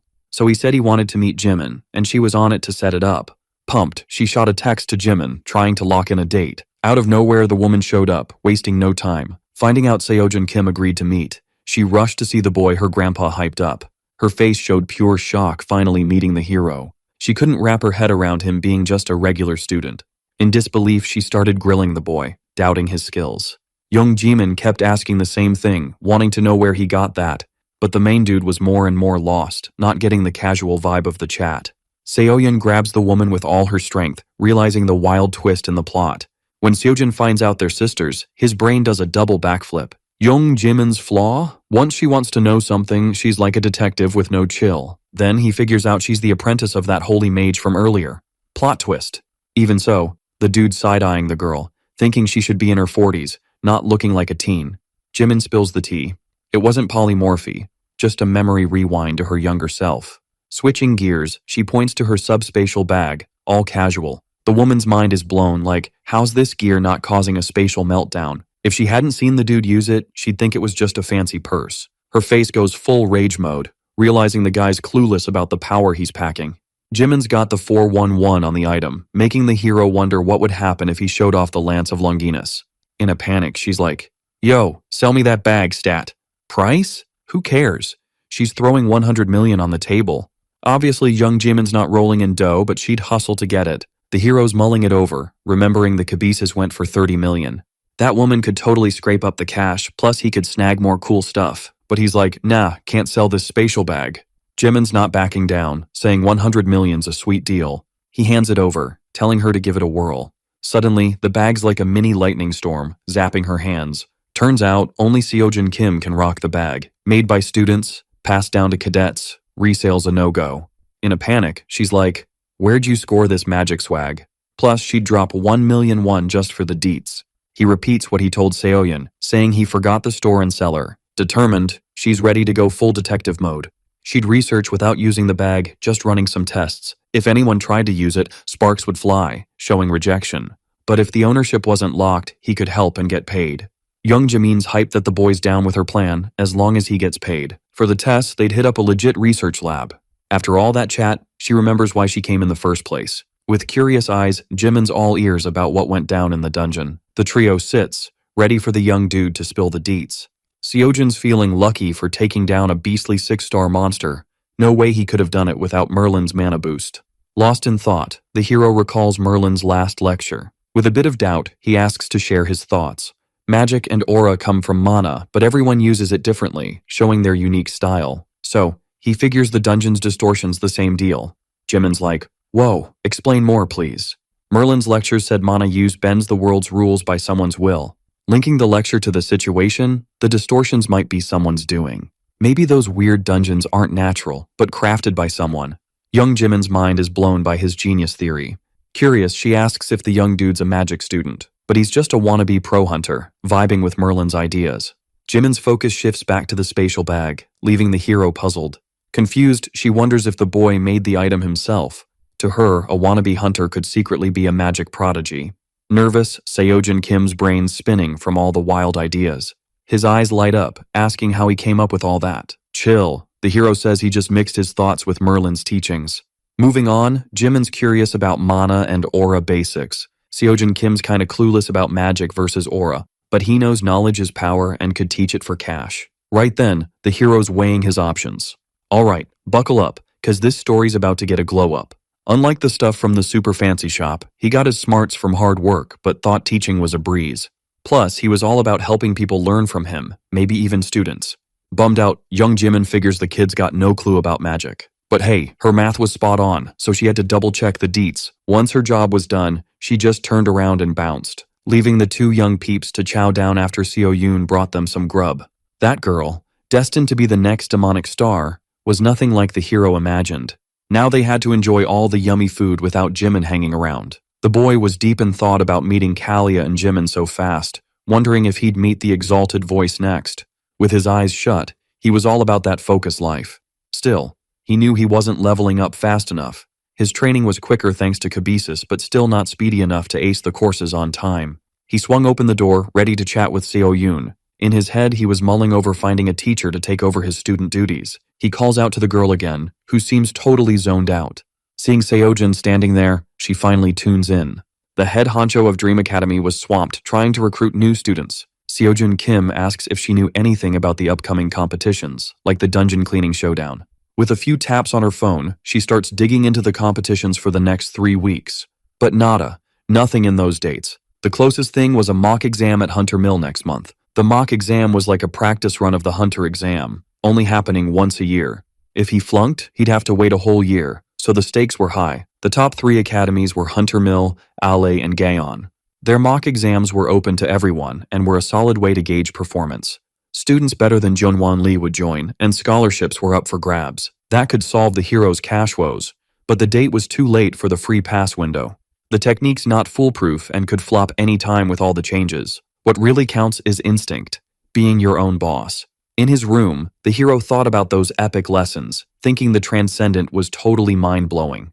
The Transcendent mock exam was creeping up. The boy shouldn't sweat the mock exam scores, but focus on the next class. A ping on his phone shows the next Transcendent mock exam. Seojin Kim gets all pensive about that test and what it takes to pass. Back then, he thought it was all a prank, but now he knew it was legit. With his low level, he figured it wasn't the right time for the exam, so he decides to zero in on his course progress. A mysterious voice tries to egg him on to take the mock exam, calling him trash. That voice keeps pushing him to sign up for the exam. Out of nowhere, the same alert pops up on his phone again. Thinking all the alerts were pre-recorded, he wanted to know how Chiron and Jiang Yu were in the loop. Right then, he ponders if Siddhartha and Merlin were clued in on everything going down. In the end, it all seemed tied to the mock exam. But no need to stress since it was all about the Transcendent Academy, after all. In his room, he pondered the real deal about that mock exam. Typing away on his phone, he checks out the message boards. The comments showed everyone was as lost as the hero, puzzled about taking the exam. Apparently, everyone was waiting to hit a certain level to join in. But one comment said to take the mock exam anyway, since it would boost course progress big time. As night rolls in, the hero thinks about jumping into the exam. The next day, the sky's a chill shade with barely any clouds. In a room, the young dude waits with his epic spear. He clicks on the exam notice, and his karma starts getting tallied up. Seojin Kim's mind is blown to find out the first exam try was totally free. For a second, he wonders if it's a waste, but needing cash, he goes for it. The questions pop up, and he starts picking his area and certification. Meanwhile, the exam gets set up. With 7 subjects, the mock exams based on past Transcendent exams, different from the real deal. Subject 1 was all about combat skills, with 15 epic levels to tackle. Seojin Kim was totally confused, taking a hot minute to realize the test was kicking off right then. Plus, he had no clue if level 1 had 5 stars or if it leveled up with more stars. The dude was sweating bullets, thinking he might face a 20-star monster right in his face. Suddenly, his phone starts buzzing with some intense energy. Clueless, he's lost in the sauce, doubting the whole simulation thing. Grabbing his spear, he figures this might be the first monster, so he better be ready. Something starts growing right in front of him. Freaked out, he sees the thing getting bigger and bigger.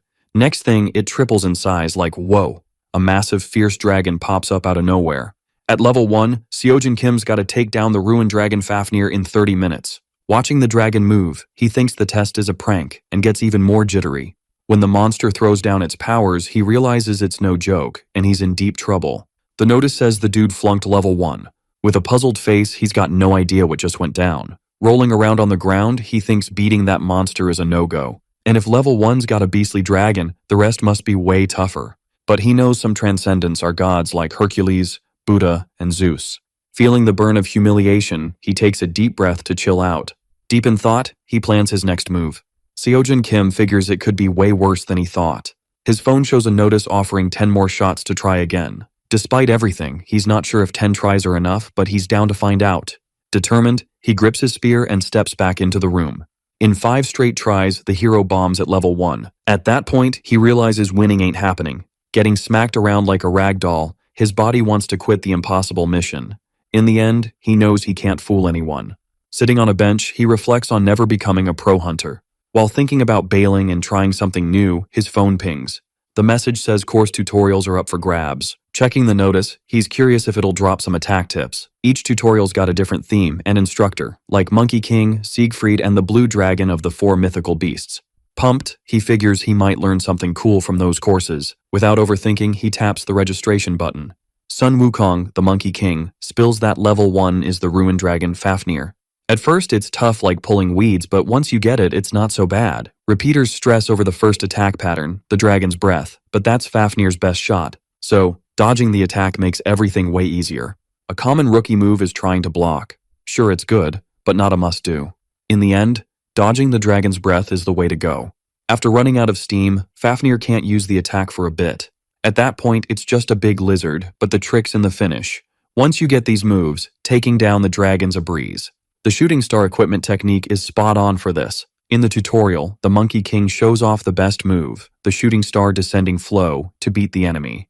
But for this hero, all the tips seemed too easy. It was an elimination test, but since it was just level 1, it wasn't rocket science. The harder it gets, the simpler the answer. After watching the tutorial, Seojin Kim feels super lost, thinking it was a waste of time since he learned nada. If all the other courses are like that, they're no help at all. On his phone, he checks out tips on literally fighting with fire. Even so, the hero knows pulling off those moves is a no-go since he's not a dragon. Desperate, he's got no answers to his questions. Having used his only free trial, quitting now isn't an option. His focus shifts to instructor Siegfried, who's breaking down Fafnir's traits in his tutorial. The Northern European legend hero was famous as a dragon slayer after taking down Fafnir, the ruined dragon. With one last shot of hope, the young dude decides to give that tutorial another whirl before throwing in the towel. Siegfried spills the beans that the trick to beating Fafnir is dodging his fiery breath, and the plan is all about avoiding it. Seojun Kim's bummed to find out the tutorial's just more of the same old stuff, calling it a total time waster. Before hitting pause, Siegfried promises to teach 2 more things. First up, Fafnir's breath follows a path, and when he spits, it's game on. A sneaky trick could help dodge that fiery breath. So, the second strategy's gotta be heard loud and clear. In the end, the secret's all about gold. In a bling shop, a purchase just went down. Even if he's not sure it'll work, Seojun Kim grabs a gold bar after Siegfried's tips. Fafnir's a gold digger, and legend says he turned into a dragon because of his gold obsession. While the dragon's gearing up to breathe fire, the gold's gotta be chucked at him. That way, he'll hold his breath to save the shiny stuff. Even though it's a simple trick, Siegfried swears it's got a good shot at working. After snagging the gold bar, Seojun Kim takes a deep breath and decides to roll with that wild idea. Feeling a bit sus, he uses one of his 5 chances to take on the dragon Fafnir. Waiting for the perfect moment, the beast's already starting to unleash its epic breath. Out of nowhere, the hero hurls the gold bar at the dragon. Seeing the shiny thing flying his way, Fafnir's eyes go wide. Totally distracted, his focus shifts to the bling. That was Seojun Kim's golden moment to strike. Holding the item, Fafnir realizes it's not just gold-plated. Ticked off, the beast turns its gaze to the hero. Not getting the weird move, he gets tangled in the plan. With a hit, his body goes flying. Once again, he flunks level 1. Flat on the ground, he can't believe he didn't last a minute against Fafnir. Suddenly, his phone's blowing up with messages. Checking the screen, he's curious about what he sees. Even after the epic fail, he managed to snag a decent progress percentage in Chiron's course. The hero jumps up, facing the fierce dragon as the impact echoes like crazy. Determined, he charges with his spear while the dragon dishes out intense attacks. He leaps with precision, but the impact sends him crashing down. At that moment, he gets that the fight's tough since he can't dodge a thing. Clutching the spear, he slides, yelling, trying to get his balance back.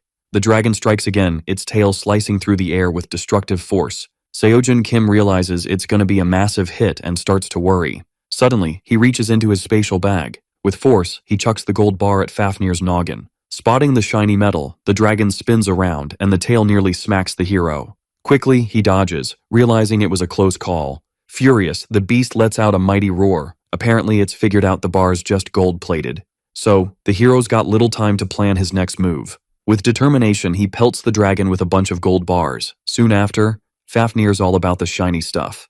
Desperate, the creature's totally drawn to the gold. With the strength to move a mountain move, he leaps onto the dragon. And with the spirit move that covers the world, the hero aims his weapon at the distracted Fafnir. The energy ripples through the air as the hero keeps up his moves. Soon, he nails the creature's back with epic precision. Feeling stoked, he thinks his attack finally did the trick, until he realizes it didn't really hurt the enemy. Feeling chills all over, he notices the dragon's stare. Suddenly, he's hit and fails again at level 1 after almost 6 minutes of battling. Thrown to the ground, he groans in pain and laments another missed chance. Despite the mess, his progress in Chiron, Xiangyu, and Merlin's courses keeps climbing. If he keeps it up, he might finish one before the free pass runs out. Without a second thought, Seojun Kim decides to take on Fafnir once more. A voice wonders why the young dude hasn't been hitting dungeons lately. He tells Seojun he's been too busy training. While he's glued to his phone all day, the gym manager's handling all the paperwork. At that moment, he realizes his first sim ended in failure. Sitting on the floor, the boy checks out the course progress with obvious worry, hoping for more. Thinking about the Transcendental exams, he plans to make the most of his time and hit as many classes as possible during breaks. 3 days later, he's trying to crack the first level of this epic strength challenge. Boom, a red orb just pops into his hand out of nowhere. The power from this thing is going wild, like a sugar rush on steroids. Totally zoned out by the orb, he misses the sneaky dragon creeping up. His mission: keep the dragon's bling away from Gangcheori, the emoji, for a set time. Suddenly, he spins around and spots the beast eyeballing him like a snack. And just to make it spicy, Gangcheori's immune to all attacks. Great. Its roar is so epic it leaves our dude frozen like a popsicle. In a panic, he's like, "No way, this is just level 1. In a blink, Seojun Kim gets owned by the monster, but hey, he's leveling up in his courses. At level 1 adaptability, he's got to beat a sphinx or survive 10 minutes with all senses blocked. Totally confused, he's like, what language is this Sphinx even speaking? Taking a wild guess, he figures the answer is a human being. His course progress is skyrocketing, like a rocket to the moon. Next up, he's gotta chill Bulgasari's munchies for 30 minutes. With his powers, Seojun tries to keep the beast from making him lunch. Bulgasari's munching non-stop, and Seojun's just counting down the minutes. Fed up, he bolts, hoping his stats keep climbing. Now he's got a vibe to the siren song for 30 minutes. Thinking this mission's kinda cool, he nails level 1. Leveling up for the first time, he's hyped to hit level 15 fast. At level 2, he's gotta endure Helheim's Requiem for 30 minutes and his ears are already on fire. Checking his phone, he sees all his epic fails on the sim table. But he's almost aced Chiron and Xiangyu's courses. Only 2 electives left. And he's like, did I even pick these? He's curious, asking the system why there's so few classes. With a grin, he decides to chill and tackle challenges as they come. Frustrated, he's grinding his teeth, trying to keep his cool. Seoyun notices his stress, asks him what's up, but he just smiles it off. Seojun Kim mutters, bummed about 3 days with 0 progress. Watching the clock, he's torn between courses and dungeon missions. Determined, he's up, ready to grind in the dungeons for cash, his hands glowing like a supernova as he gears up for a final push. Boom, a digital mentor pops up, all excited, catching him off guard. Seojun's puzzled, staring at his phone like, what's going on? It's been ages since he last saw his mentor. While getting props from the tiny figure, Seojun's trying to wrap his head around it. It's been forever since he last chatted with his mentor. Seoyun shows up out of nowhere, and he hides his phone. Saying she's seeing things, he tries to bounce ASAP. In a quiet spot, he's curious where his mentor's been hiding. But the excuse is the kid's been doing fine solo. Seojun Kim's face is all, ugh, with irritation. The mentor says he was just checking the kid's profile but ended up bummed. Worried about what's next, the figure hints at something about the level. Meanwhile, Seojun's trying to process all this info. The mentor suggests focusing on 2 basic courses he recommended. Feeling bad, the figure apologizes for ghosting. Plus, he noticed the kid's been grinding hard while he was MIA. Grabbing his phone, he's stoked to see all his recent progress. But his face isn't exactly beaming at first. Then with a shocked look, he's like, what's even happening? While messing with the phone, the mentor's confused about the 4 courses, thinking it's a glitch. Suddenly, he's all ears when Seojun says he's really taking all the courses. Freaking out, he can't believe the screen's info is legit. For the mentor, this is a major issue. That kind of progress in 3 months? Unreal, but not for our hero. He explains he's doing the mock exam, even though the mentor said to skip it. Now the figure gets that the kid doesn't need a mentor anymore. Turning away, the hero calls him back, saying he's got a question about the exam. The kid's trying to figure out how to pick elective subjects for this mock exam thing. The mentor's all curious, noticing the screen's blank, even though the exam's already rolling. Seojun Kim spills the beans, saying he didn't even bother making an account, just skipped that whole step. The mentor's like, no way, but then the kid shows him a message saying he doesn't have an ID. Totally confused, the mentor's like, this has never happened before. Finally, he figures the best move is to ask the director what's up. The mentor's gotta bounce for a bit, but promises he'll be back soon. Before he jets, he helps the kid with the elective subjects. Poof, he's gone, leaving Seojun solo again. Frustrated, the kid realizes he had more questions to ask. The mentor promised he'd be back before the free pass expired, so it shouldn't be too long. A phone notification pops up, saying the Changyu course hit 100% completion. With the course done, the kid's got a certificate in spear skills. Can't believe it, he's a bit lost in the sauce. Suddenly, he grips his weapon tight, and makes this epic move that lights up the whole place, energy everywhere. Right then, pulling off a mountain technique feels like a piece of cake. Soon after, a message pops up offering the epilogue of a new course. Xiangyu's image looks pleased, seeing the kid nailed the course. He explains that pulling off a mountain technique is just the first step on the Transcendent path. Now he's not just trash, he's recycled trash. Still trash, but better. Xiangyu says the journey's long, but there's only one right way to transcend, even if it's tough. The instructor says, in the end, speed's not the big deal. Determination's what counts. The course, the strength of Xiangyu to pull off a mountain technique is done and dusted. Next day, at the Dream Academy. Chill. Seojun Kim strolls through a door and bumps into Seoyun. She asks if he's joining the Hunter's Mill mock exam, which just opened for signups. He's like, always ready, and Seoyun's signing up right away. Now, with the certified mountain technique strength and the Longinus spear, he's feeling pumped. After signing up, the academy head says the mock exam kicks off in 10 days. Suddenly, the kid's thinking about how to deal with Seoyun, and she catches on. but he switches gears fast, wanting to know more about student recruitment. With a nervous vibe, she admits she's a bit stressed. She's worried about how her grandpa, the sword star, will react, 'cause he's got a tricky temper. Plus, she's unsure about which instructors to hire. Obviously, Soyun can't teach everything solo. Best bet's to have an instructor for each area, but the famous ones cost a fortune. She explains top instructors can rake in hundreds of millions of won a month, and the elite ones earn billions. Seojin Kim's jaw drops at that crazy cash and starts thinking about it. Suddenly, he's super keen to help Seoyun out. 3 days later, his exam scores only 29 points, but the kid's stoked to have finished the Xiang Yu course. Out of nowhere, his mentor pops up in front of him. Now, the kid's not too fazed, knowing the mentor would be back before the free pass ended. His mentor's totally shocked the kid finished the course. Speechless at his progress, Seojin Kim asks about the info the mentor went to check.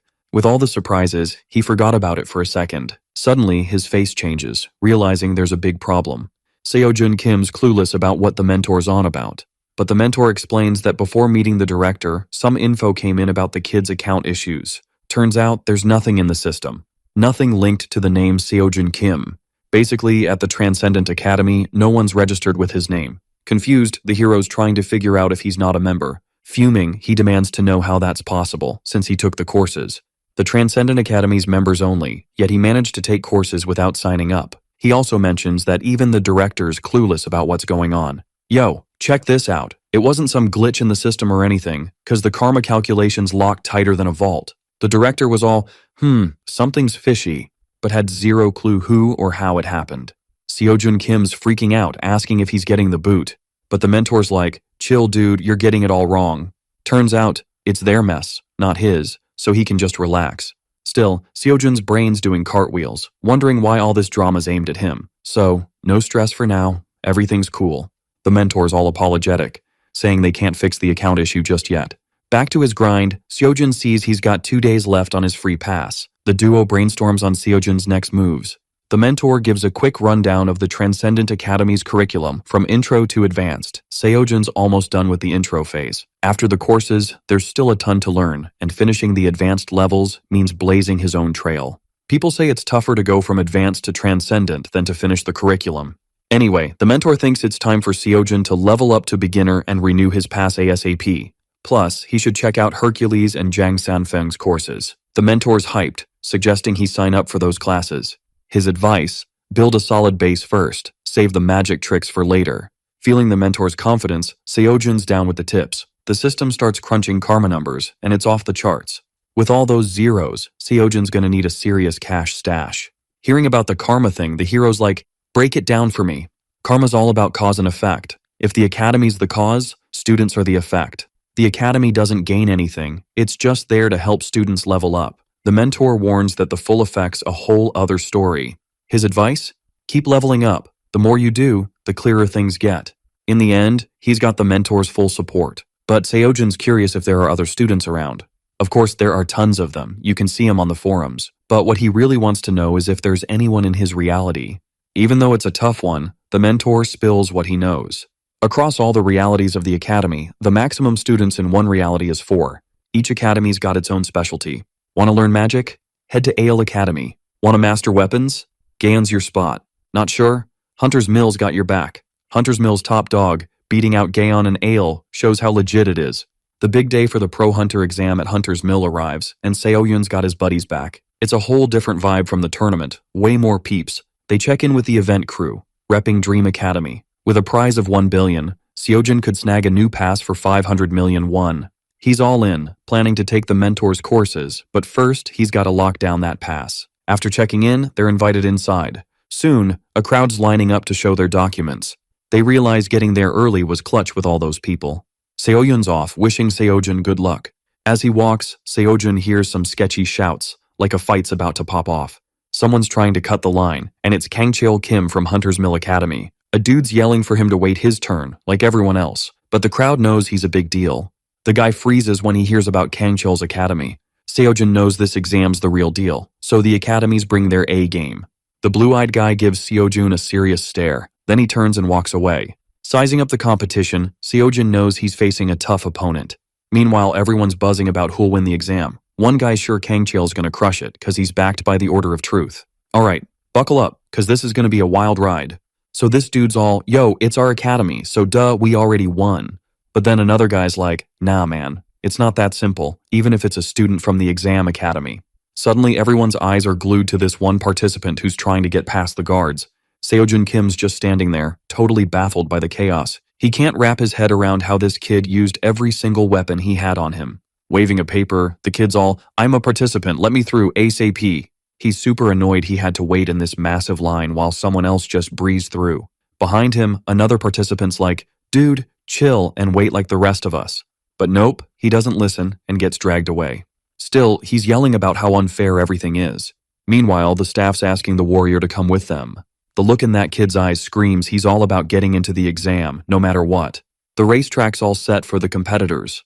Some of them are already going hard with their training. Do-seok Park's a student at the Division II Hunter Academy. Honestly, he's just as skilled as anyone in the top-tier academies. But with no cash, he had to hit up a second division school that offered a scholarship. In the East, they say it's better to be the head of a snake than the tail of a dragon. But hey, even a dragon's tail can pack a punch against other dragons. And snakes, well, they just slither around with other snakes. Do-seok Park thinks this whole thing's just a big tail-wagging contest. Looking at Seojun Kim, he's there because of guys like him. The Hunter's Mill Academy simulations got 5 parts from the Pro Hunter exams, plus the written stuff. First up, physical strength. With a 3-kilometer race, you gotta finish in under 5 minutes, and you keep going as needed. Every race under 5 minutes counts as a lap, and you keep at it till you drop. The score's all about how many laps you can crank out, so both dudes are running side by side.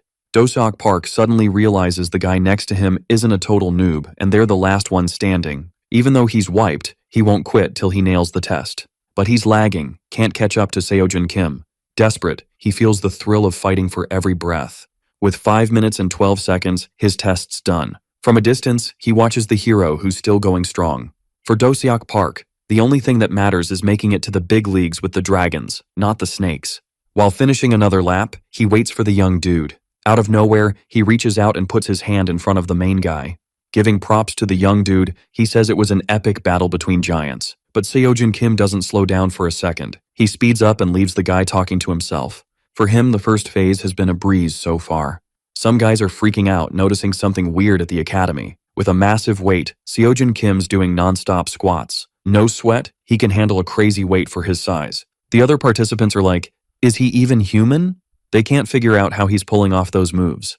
Even the main dude's shocked it's so easy, thinking it's all thanks to finishing the Zhang Yu course. He's pumped to finish the Hercules course, dreaming of all the new skills he'll get.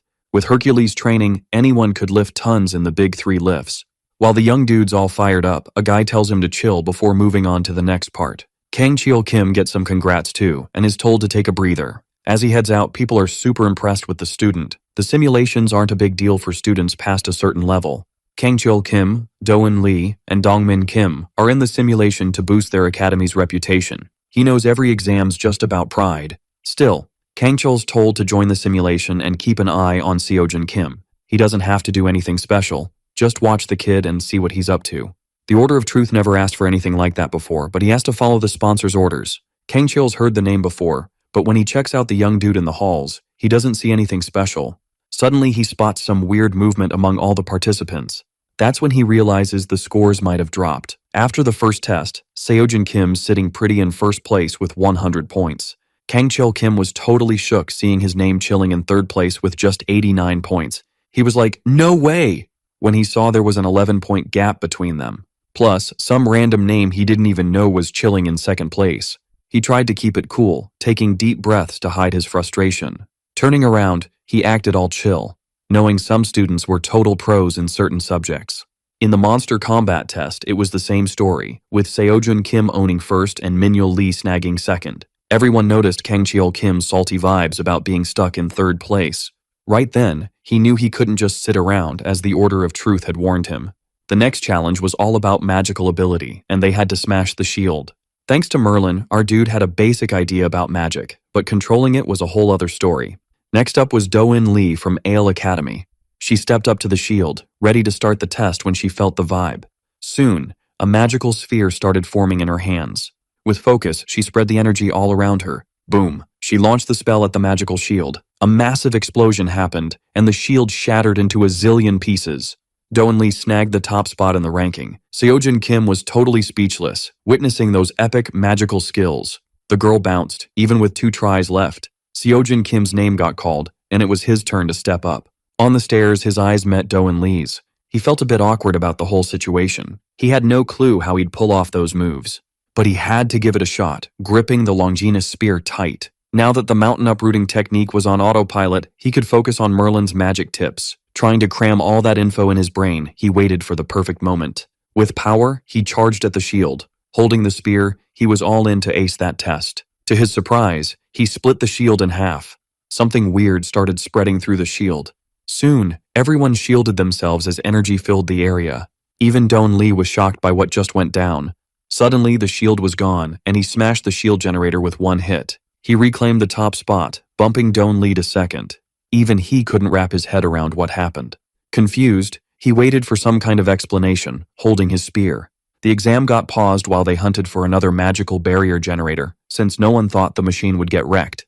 After that little chaos, the exam rolled on, and no one could top Seojin Kim. Everyone was mind-blown that the 3 big academies were getting booted from the ranking. In the crowd, Seoyun saw Seojin Kim's name buzzing on everyone's lips because of the dungeon drama. The director of the Academy of Dreams was getting more and more jittery. She believed in the dude's potential but didn't expect him to take the lead so out of the blue. 2 guys were chatting about tweaking the exam's difficulty that year because of the surprising students. Seoyun overheard the gossip about doubts on Kang Cheol Kim's skills, who might have been swapped out for Hyun Lee. Plus, there might not be anyone who could match Seojin Kim right now. The director of the Academy of Dreams was keeping a close eye on the competition's ranking. Checking out those scores, Seojin was definitely something else. Meanwhile, the boy found himself in another room. Deep in thought, he pondered how everything was happening so fast, not how he wanted. Looking at his weapon, he started analyzing everything. Legends say the sacred spear that pierced Jesus on the cross might have special powers, but Seojun had no clue what kind of powers the weapon had, and wondered if it could slice through shields. While he was deep in thought, music filled the room. That sound snapped him out of his intense thinking. He watched as a figure walked and sang around without a care. Checking out the weapons on his back, he realized something familiar about him. That dude had caused a scene earlier by arguing with an employee. Noticing he was being watched, the guy ran over to greet Seojun, the simulation superstar. With a grin, he introduced himself as Minhyul Lee. At that moment, the hero realized he was chatting with the second-place competitor. Confused, he couldn't figure out how that quirky guy was so powerful. Suddenly, he started rambling, apologizing for being so forward. Both of them turned their attention to the announcement of the next test. Feeling the grass under his feet and the wind, Seojin seemed ready for the challenge. The 4th subject was the dungeon raid, scored by how fast you could finish it. Even though it was an augmented reality dungeon, everything felt super real. Now he had to face off against powerful monsters, like 10 Nercuras ready to wreck him. A few minutes in, and the chaos had already kicked off with epic blows. Wherever he went, the hero was slicing off monster heads like it was no big deal. One by one they hit the ground, totally lifeless. His face showed zero tiredness, just pure determination in his eyes. With strikes and kicks, he zoomed through the space with his Longinus spear. At that moment, things felt different. His opponents weren't real Nercuras, but he felt like he was on another level. 3 months ago, he was a nobody, just trying to get by day. But now he was in the Transcendent Academy and met Seoyun, flipping his life upside down. While having that little reflection, he kept battling the leftover monsters. Not trying to flex, he thought that even though the journey to becoming transcendent was tough, maybe he could end up as the greatest hunter in the world. Once again, he takes the lead, leaving everyone curious. Sitting down, he noticed all the eyes on him. Suddenly, he overhears a chat from other participants. Dongmin Jin was telling Doan Lee that the young dude wasn't all that. Seeing those angry looks, Seojun Kim decides to just ignore it and not get involved. Meanwhile, Minhyul Lee tries to chat with the main guy, saying he almost matched his score. Next to him, Kang Cheol Kim, the 3rd place, was oddly quiet. With a grin, the chatty guy thought Seojun was a great friend. Even without saying much about it, Minhyul Lee starts laughing, looking super happy with the situation. The young dude says he never got any training, so he just winged it with those weapons on his back. Hearing that, the hero is totally shocked. He can't believe the guy in front of him learned everything solo. A self-taught student was someone who skipped academy and learned on their own. They were usually not talented, but sometimes someone amazing popped up, like that skilled young dude. Minhyul Lee explains he didn't want to be tied to any hunter academy. Plus, he had a super experienced teacher, but no one knew he was his student. At that moment, Seojin Kim starts wondering who the mystery teacher could be. The staff member asked for everyone's attention, saying there was a problem. Everyone's dying to know what he was talking about. Seojun Kim and his buddy are worried about the situation. On the other side, Kang-chil Kim also tunes into the reports. Suddenly, the guy explains that the exam judges couldn't make it due to some unexpected stuff. Turns out, the instructors from Hunter's Mill, who were supposed to help with the combat skill exam, got stopped on the way. The competitors hear that with a rift popping up in the 10-star dungeon, the instructors had to step in. Now they were having an emergency meeting, but all participants had to wait. Even without knowing how, Kang-chil wondered if the Order of Truth was mixed up in that. With the simulation on hold, Seojun Kim secured his win. Suddenly, the warrior from Hunter's Mill suggested switching up the exam. Since the last test was solo combat, they could settle it with a tournament. The other competitors thought that was a solid idea. However, the staff member says it sounds cool, but it's tricky to pull off. There were tons of participants, and a tournament for everyone would take forever, messing up the rankings. So, the best move was to wait for the substitute judges, who should be Class A hunters. Annoyed, the participants didn't want to wait that long. Kang-chil tries to find a way where interested ones would send their names and move forward with a select few. Plus, if the simulation broadcast live to the whole country got interrupted, it'd cause massive problems. Meanwhile, the staff member gives the thumbs up to the idea of an invite-only tournament. His main goal was to take down Seojun Kim and boost Hunter's Mill Academy's rep. With determination in his eyes, Kang-chil aimed to snatch all the glory from the boy. Seojun had already won the simulation, but this would make it even sweeter when the guy finished him. Suddenly, everyone around started agreeing with the idea. Even Min-yul Lee seemed hyped. Meanwhile, everyone waited for the main guy's final answer. All eyes were glued to any kind of reaction. Deep in thought, he weighed all his options, and he was all about asking if there was extra cash for the winner, since this was way beyond the usual exam stuff. In the end, they dropped a surprise tournament with 15 top students from the academies, like a last-minute party invite. Seojun Kim and Min-yul Lee were in the mix, totally showing up the big-name academies. Then, boom, the battles kicked off, and Dongmin Jin from Gaon Academy snagged the first win. Don Lee crushed it next with some epic magic skills. No shocker, Kang-chil Kim also made it to the next round, like a boss. These three from the big academies were all about winning the sim. Plus, Kang-chil was on a mission to make Seojun Kim regret even showing up. Meanwhile, the dude was just chilling, waiting for his turn. Solo, he found out the cash prize got a major boost. With the sim cash and tournament dough, the prize hit 2 billion won. If he snagged that, even after buying the pass, he'd still have 1.5 billion to hit up more courses. But that was only if he took the win. He wasn't sweating the elite trio, thinking they were no biggie. But there was one person who had him a bit shook. A real wild card. For him, Min-yul Lee, the self-taught legend, was a serious threat. Most folks had like 3 weapons or just focused on one. Seojun heard the dude had at least 10 weapons, but who knows if he could use them all. His opponent was thrown off seeing Min-yul Lee's main weapon might be a bow and arrow, not a sword. Quick as a flash, he zigzagged towards his rival. Weapon in hand, he was ready to take the guy down, but he had some sneaky tricks ready for that kind of fight. Out of nowhere, he grabbed 2 swords and defended like a champ. Then he tossed the enemy aside. Seojun Kim was low-key impressed with that wild, free fighting style. Nothing like Kang-chil, Dongmin, and Doan's polished moves. It was more street brawl than match, totally not the formal hunter vibe. Right then, he saw Min-yul Lee was just like him. Curious, he wondered if the dude was also a student of the Transcendent Academy. His mentor spilled that, in the many realities of the Transcendent Academy, only 4 students max. The boy had said he had a teacher, so maybe he was learning from videos. In the end, Min-yul Lee took the win, easily beating his opponent. His grin said it all, pure satisfaction. At that moment, the protagonist felt his guesses might be spot on. The host hyped up Min-yul Lee's win in an epic match. Now he was gearing up to call the next competitor, the one everyone was buzzing about. The next match's participant had skills noted by the Demon Star's disciple, the future of Korean magic.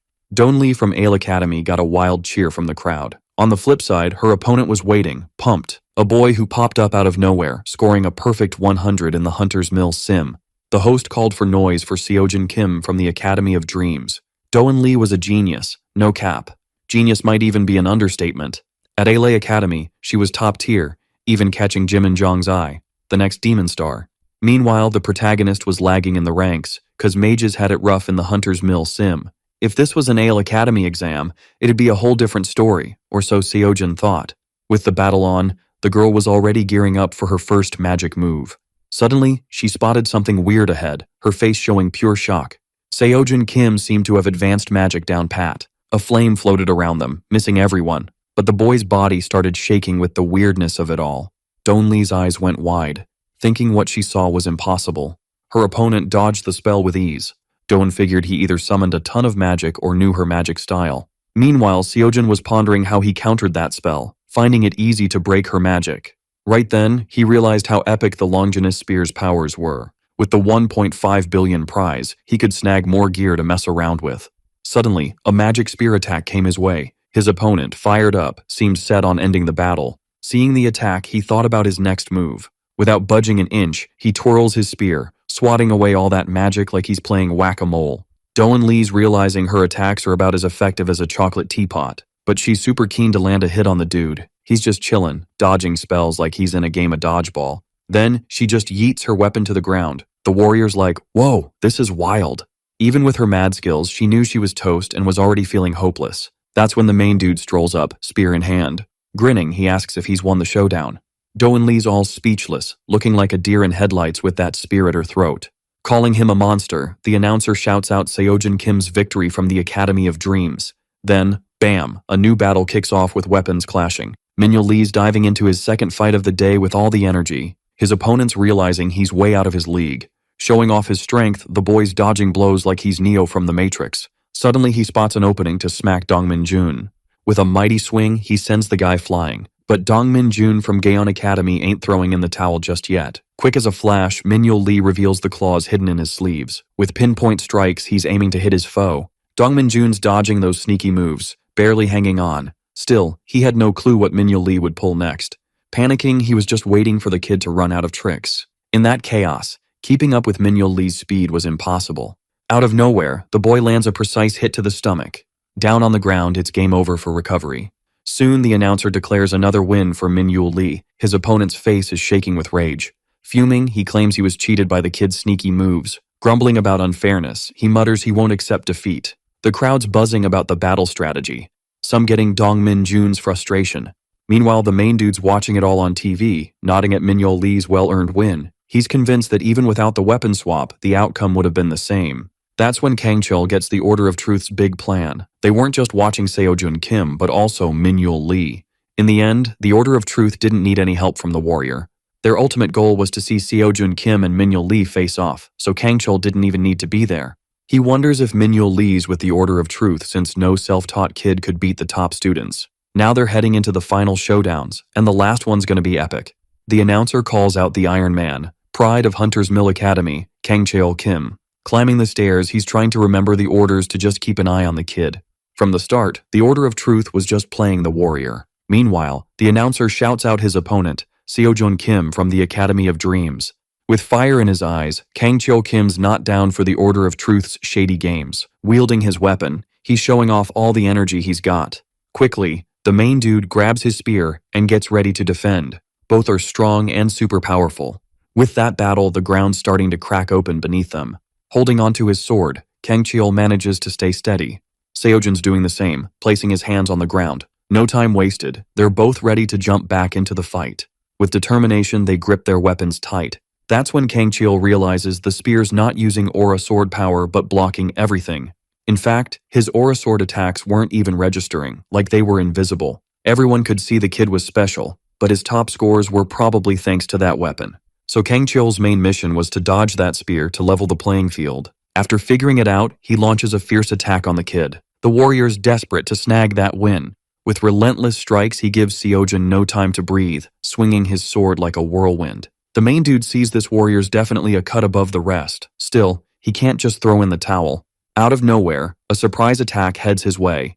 As expected, no cap. That dude was totally one of the GOATs of Hunter's Will. After that smackdown, the young dude tried to get his balance back. Now he had to hit back with everything he had. With the Spear of Longinus, he was all in to end that brawl. Nervous, Kangchul tries to figure out what was going down in front of him. Out of nowhere, the main guy starts walking towards him. With a mega strike, he tries to hit Kangchul, but the warrior blocks it. At that moment, they lock eyes, both looking like they just stepped on a Lego. Suddenly, Kangchul breaks free from Seojin's attack. Even then, the warrior senses something's different. The vibe before was chill, like a lazy Sunday. Now it's all volcanic eruption vibes.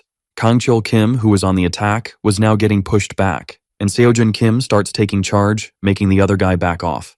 Epic blows slice through the air. Still, Kangchil wasn't about to throw in the towel, but the warrior was ready for that basic move. Compared to the fancy sword skills and magic of Hunter's Will, it was just, slicing. In his eyes, you could see he meant business. Suddenly he aims the spear tip at his enemy's neck. Then, boom, an explosion rocks the gym. Kangchil digs a hole in the ground with his sword. Exhausted, he tries to catch his breath. He couldn't wrap his head around how those basic moves were so OP. Then he realized it wasn't just about the weapon, since the young dude wasn't even using aura power. If he could swing an aura sword, thinking about that, he's like, nah, no way. Watching the kid in front of him, he sees it's like deja vu. In his memories, he kneeled before a girl with his busted sword. She thought his moves were too weak to make the top 3. Back then, his hands shook in front of his nightmare, Ha-Yoon Lee. Kangchil felt totally helpless. Ticked off, he couldn't believe she compared him to a weakling.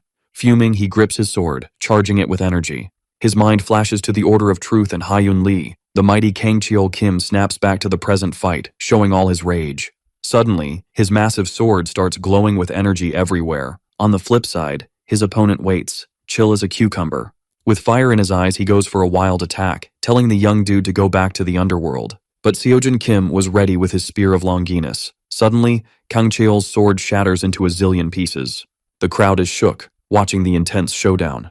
Hitting the ground, the warrior gives up on beating his rival, so the announcer calls another win for Seojin Kim. In disbelief, the boy tries to wrap his head around what just went down. Minhyul Lee watches on TV, realizing his buddy made it to the finals. Grinning, he's hyped about the news. In the crowd, everyone's speechless, seeing Kim Seojun is a total beast. Excited, a kid asks another who our hero will face in the final, and his buddy says it's gotta be Lee Minhyul. The announcer then tells everyone the epic final is about to kick off. Smiling, the protagonist's rival says he can finally face him, even if it's in a final. Our dude looks at him seriously, and the young guy says it seems he's got a bunch of questions. Confirming the hunch, Kim asks if he really didn't train with anyone special, and the guy says nope. And that, even having a master, that person doesn't know he's more of a disciple. Curious, the spear-wielding kid asks who his master is then. Confused but a bit annoyed, his rival asks why he cares. Replying, the young dude says he wants to know because his master might be someone he knows. Called a liar, the protagonist wonders if he should mention the Academy of Transcendence, because if Lee Minhyul isn't from the same academy, he can play it off as a mix-up. But if not, they'd be like rivals going head-to-head. Worried about the rival's reaction, the young dude thinks it might be better to drop a hint. So, gathering his nerve, he asks if the young guy's master has powers that are out of this world. The announcer keeps hyping the fight, while Lee Minhyul, totally stunned, asks who Kim really is. Grinning, our dude says he wanted to ask the same thing, but will choose to make a bet. Alright, so here's the deal. Whoever loses has to spill the beans about who they really are to the winner. The other dude's all curious, asking how he can be sure that'll happen. Our main guy? He just shrugs it off, saying it's his call to make. The showdown kicks off, and they're both ready with their weapons. Kim's got this massive spear, while the other dude's gearing up with his sword. Everyone's like, why aren't they moving? It's like they're frozen in time or something. Our boy's thinking, man, this must look super weird to everyone watching. Meanwhile, the other guy's all, whoa, this dude's got no weak spots. He decides to make the first move, yelling that Seojun's as tough as he thought. Sizing up Lee Minhyul, our guy figures that sword's no ordinary blade and goes full throttle. He busts out his spear move, Pierce. And bam, the yellow-eyed dude's attack, total flop.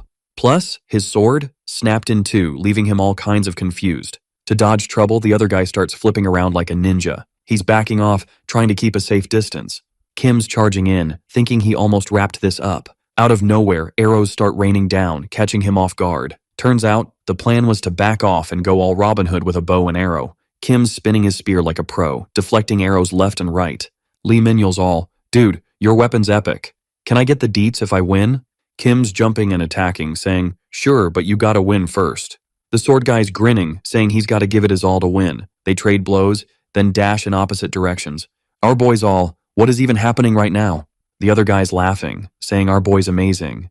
Seojun's suddenly hit with this weird feeling. Even though the sword guy's using sneaky moves, he doesn't seem to want to win. The crowd's booing, but he's blocking every hit. Seojun pauses, asking if the dude even wants to win. The guy's like, yeah, totally. Kim's like, where's your champion spirit, man? Lee Minhyul's confused, saying he wants to win but doesn't mind losing. He's trying his best. even with his sneaky tricks. Our boy's annoyed, saying that's not really trying, but the guy's unfazed. He doesn't care about what others think or say. Kim's a bit thrown off by this. He smiles, puts away his fancy spear and pulls out a regular one. He tells the guy not to think he's being underestimated. Flashback to Kim watching a lecture on his phone. The instructor's all about survival of the fittest, saying the strong beat the weak. You gotta keep pushing, or you'll get left behind. Back to the fight, Kim's thinking he needs to be better than yesterday. His mind's wandering because the other guy said something Buddha-like. It was about escaping your own thoughts and seeing the world differently. The Buddha's story was about a time on Earth when he was still training. He saw kids racing, and one kid always came last but never stopped smiling. Even losing every time, that kid was all smiles, never bummed out. Shakyamuni got super curious, so he went over and asked, "Why do you keep running even though you always come in last?" The kid just grinned and said he did it because he loved it. When asked if he ever got tired, the kid nodded, but said he always managed to walk a bit. Buddha then wondered what would happen if the other kids caught up. Surprisingly, the kid said his finish line was different, so that wouldn't happen. The man then pointed to the finish line near the tree and asked about it. The kid replied that was the finish line set by others. But for him, it was just a checkpoint. After that, the kid just walked off, not even looking back. He kept coming in last, but in the future, the biggest race ever in Tathagata happened, and that kid won, making Buddha think life was about building a small tower with max dedication. This inspired him to train hard to build the perfect tower, but remembering the kid's words, he realized the tower didn't need all his energy. Thinking back, Kim Seo-jun saw his world as a place of conflict, where if you don't improve, you get left behind and vanish. Survival's for the fittest, and the strong hunt the weak. So he worked hard, watching himself grow. He thought he'd never be left behind, but over time, he got more worried. He became obsessed with the Academy of Transcendence, feeling a weight on his shoulders. All this pressure to improve crushed him, just to avoid being forgotten and dominated. But now, he finally got it. Nothing matters. Because the finish line set by others should just be a checkpoint, like it was for Lee Min-yul. Snapping out of it, Kim looks ahead, back to reality. Smiling, he says he finally got the lesson instructor Siddhartha Gautama wanted to teach. Grabbing his spear, he wonders why he never saw things this way. Confused, his opponent watches him put away his usual spear. The sword-wielding boy breaks the ice, saying he didn't like that move, asking why he did it. After all, if he used the other spear, he'd definitely win. Thinking, our boy admits it's true. If he used the Longina spear, he'd win easily. His goal to win hasn't changed, and he knows using certain gear is a skill too, but he wants to do it differently. Out loud, the spear-wielding boy repeats his opponent's line about insults not lowering his value. So, applause from others doesn't raise his value either. Only he can decide that, no one else. Lee Min-yul stands there, jaw dropped, unsure what to say.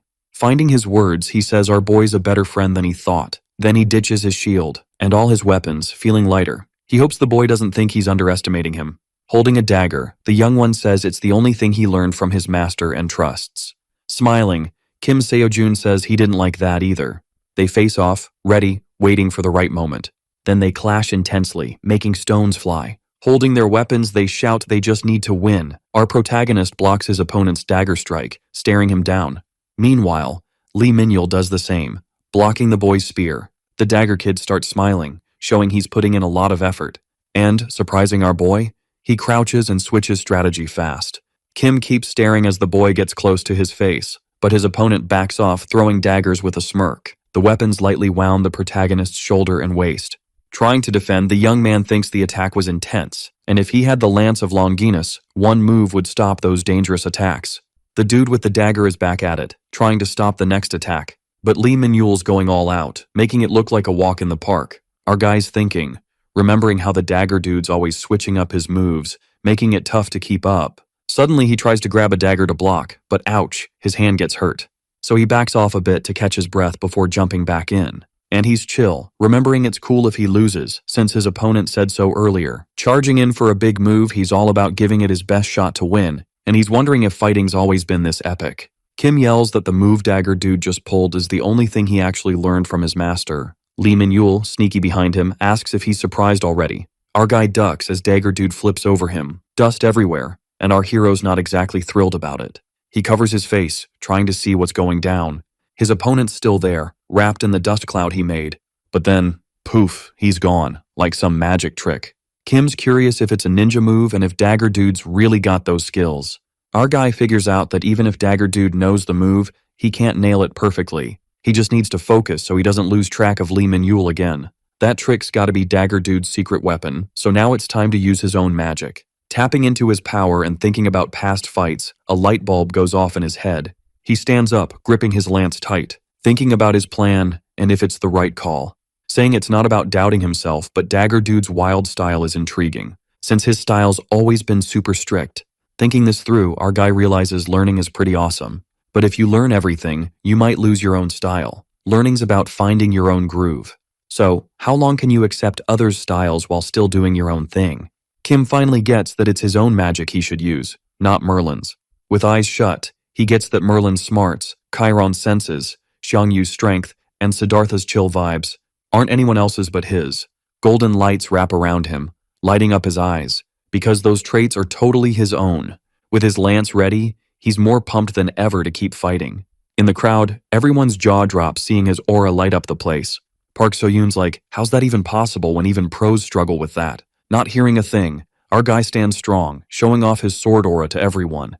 His weapons glowing gold in his hands. Looking back, he spots Lee Min-yul coming in, and bam, he counters right away, breaking Dagger Dude's weapon, leaving him totally stuck. They both grin when his opponent, sweating buckets, admits defeat and calls it. Somewhere else, someone tells a gray-haired lady that Kim Seo-jun snagged first place.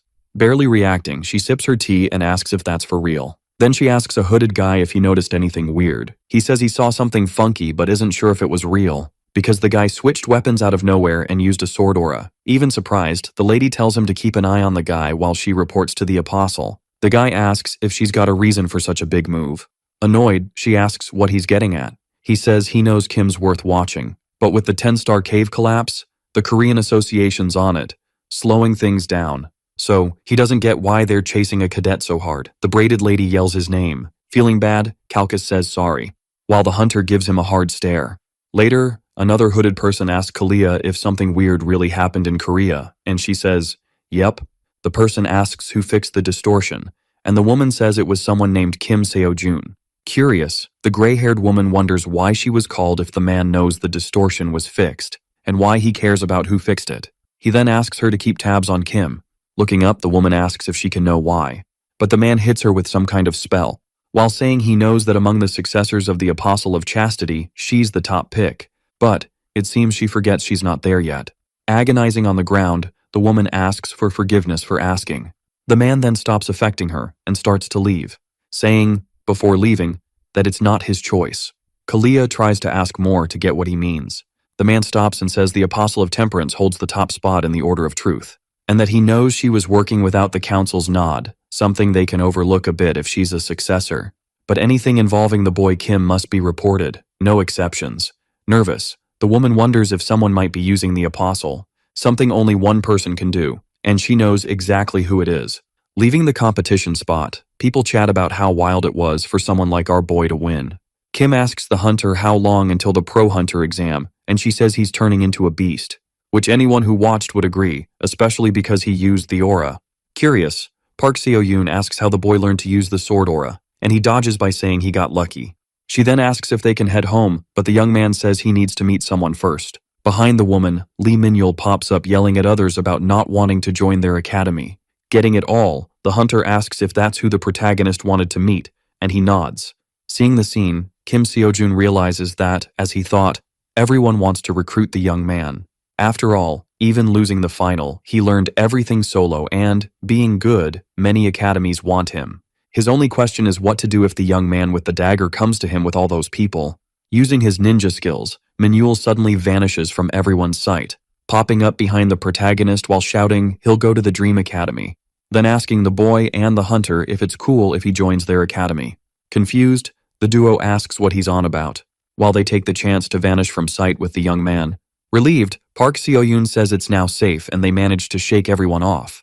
Annoyed, Kim asks what Lee was thinking when he said that, and the boy says it was pressure, and something he also wanted. The protagonist then asks if the boy was already thinking about joining a hunter academy before. Denying, the young man says he actually never even thought about joining the same academy as him. Leaving our boy even more puzzled. Not knowing what to say, he suggests they chat about it another time, then asking if Lee Min-yul remembers the promise he made earlier, before the fight started. Looking firmly, the young man says of course he remembers. Getting straight to it, the protagonist asks who his master is. Sighing before answering, the boy reveals he actually doesn't even know. Furious, Kim asks if he's joking and promises to get the truth, but the young man says he really doesn't know. And explaining, he says he already mentioned that his master doesn't know he is his disciple. Our boy then asks why he said his master had strength beyond imagination. Responding, Lee says he didn't learn anything directly from him, but rather through watching, because he never had a lesson with anyone in fact. He was a cadet who learned everything on his own, meaning a person who wanted to become a hunter but lacked talent, as they say. But his case was different, as he lacked neither talent nor money. He just chose to learn on his own and trained in the mountains. Therefore, having never taken lessons from anyone, no academy was on his back, something he appreciated. It was one day while training that he felt the presence of someone. Upon closer inspection, he spotted a young man lying on the grass. He quickly ran to him to ask if everything was okay and what had happened. It was on that day he met his master. The man on the ground was pretty banged up, and Lee Min-yeol realized he had to rush this dude to the hospital pronto to dodge a total disaster. But the guy was all, nah, can't leave the mountain, which totally freaked out the young dude with the dagger. Feeling the guy's fear vibes, he ditched the hospital idea. Instead, he played nurse in an abandoned mountain house. He cooked, fed him, and patched him up. At first, the guy was in bad shape, but slowly he got better. A month flew by, and all the young dude wanted was for the guy to wake up. Then one day, near the cave, he heard voices accusing the guy of hiding like a scaredy cat. Armed soldiers were roasting him for being a near goner. Min-yeol, hiding behind a tree, eavesdropped as one soldier asked who helped the guy. The guy was all, none of your business. Then the soldier wondered if a newbie was hiding in the woods. A brawl broke out, and the injured guy started taking them down like a boss. One soldier, super mad, ordered the others to finish him off. Back to the present, Lee was shaking as he told the story to Kim Seo-jun. He said it was the first time he'd seen someone fight like that since forever. He remembered a soldier, even with a busted face, saying this wasn't in the script. Meanwhile, the guy joked, saying they forgot they couldn't see him. Using his power, he told Lee to scram and never come back. Purple lights flashed, making the boy cover his eyes. The guy vanished, leaving him totally baffled. Clueless about what just went down, the young dude decided to follow his master's advice and grab what he could. That's when he found a dusty manuscript and stuffed it in his backpack before bouncing, hoping to return it someday, but he never saw the guy again. Curious, Kim asked why he called someone who never taught him a master. He said it was because the manuscript was packed with epic dagger moves and stealth tips. The catch is, the guy doesn't know he read it all, let alone that he learned dagger skills from it. Yelling, the young dude insisted the story was wild but 100% true. Our hero thought he might be fibbing, but he definitely wasn't an Academy of Transcendence cadet. As they chatted about the guy's identity, Park Seo-yoon watched, super intrigued. After thinking, she jumped in and asked if Kim thought the young dude's master could be the Dark Saint, who's like the Sword Saint and one of Korea's top 5 heroes, super mysterious. The hunter said she'd seen the guy a few times as a kid when he visited her grandpa, so she could ask the Sword Saint if Min-yeol's text was really the Dark Saint's. The young dude zoned out when he found out who the girl's grandpa was. The next day, at the Academy of Dreams, Kim was bummed to see a gadget he wanted cost $500,000. He wondered how the Academy always made him pay more, no matter how much he earned. Then he realized he didn't want that weapon that bad, because the real issue was Min-yeol, who freaked out learning Park Seo-yoon's identity, begging her to help find his master. Even hesitant to show the manuscript, he tagged along and showed off his skills, to later chat with the Sword Saint, while Kim waited for the convo to wrap up. Our dude snagged the free pass and realized even without it, Kyron's lecture progress would still climb. The boost let him finish the intro lecture and finally snag the Metamorphosis A badge. A light blue glow wrapped around him as it happened. Staring at his phone, he was stoked and started cheering and posing. But seconds later, he realized, actually, nothing changed, unlike when he finished Shang Yu's lecture, where he felt the power surge. But then, the boy started feeling something, and a snake with yellow eyes appeared on his back. The boy's all like, whoa, what was that chill down my spine? Feels like someone just pressed an ice-cold sword against his neck, right? Then, out of nowhere, a voice is all, how'd you even know I was here without seeing me? Our dude's freaking out, asking, who's talking to me? The voice is like, you'd make a great rival. Turns out, it's the Dark Saint, sneaking in like a ninja. The guy's impressed, saying the kid's quick on the uptake. Kim's all, I don't know how I sensed you. Maybe it's this new power-up I got. He wonders if Min-yeol tipped him off, but the dude's like, nah, I was already on my way. Then it hits him, he left the sacred text behind on purpose. And young Lee had no clue he was the Dark Saint, which ticks the guy off. Our boy's like, Lee's gonna be here soon, and the Dark Saint's like, gotta bounce, got other biz. He cuts to the chase, asking if Kim's linked to the Order of Truth, and Kim's like, nah, just met Kalia. The guy's all mysterious, saying he gets why things went down like they did. He's been tailing the Order of Truth, which makes Kim super curious. The Dark Saint's like, can't trust him, even if they're seen as heroes. Turns out, the Berserk monster they defeated is still out there. This beast was never actually taken down, no body, no proof. So, Berserk just vanished into thin air. Kim's confused, asking why they say the Order saved humanity. The guy explains they did something, but it wasn't taking out the monster. Then he asks if Kim knows why the Apostle of Chastity's spot is empty. Kim's like, maybe, and the guy spills that the Apostle vanished too, didn't just die of old age, which is sus since the 7 Apostles have been tight forever. In his digging, he found out the Order was hunting him and caused a 10-star dungeon break, all cause of Kim, who's being watched, but he doesn't know why yet. Kim's like, why are you telling me this? And the guy's like, need a favor. He wants Kim to look after Minyul since he can't with the Order creeping around. And since anyone he talks to gets marked, Kim's gotta be the go-between. The Order can't spy on Kim, unlike others. Kim's curious why they can't watch him but can watch the Dark Saint. The guy's like, no clue, but they can't see you.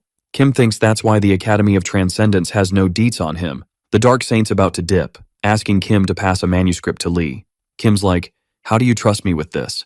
The guy's like, you're the only one not being watched, so not many choices. He hands over another manuscript for Kim to check out. Says it's got some cool skills, but Kim's like, nah, I'm good. He asks if he can ask for something else, and the Dark Saint's like, what? Grinning, Kim's like, ever heard of child support? The Saint's jaw drops, and Kim's like, pay up or no deal. Saying if the guy coughs up $3 million, he'll do whatever he wants. The guy's fuming, asking if Kim's lost his mind, trying to convince him our dude's all, bro, the price is totally fair, only I can do what the Saint wants. Plus, he's tight with Minyul, so the guy's gonna believe the manuscripts from his master, no sweat. No clue it's a fib, which means the dude can help him out whenever he needs. And by helping, he's risking it all, siding with the Dark Saint against the Order of Truth. With no comeback, the guy's like, all right, 3 mil it is.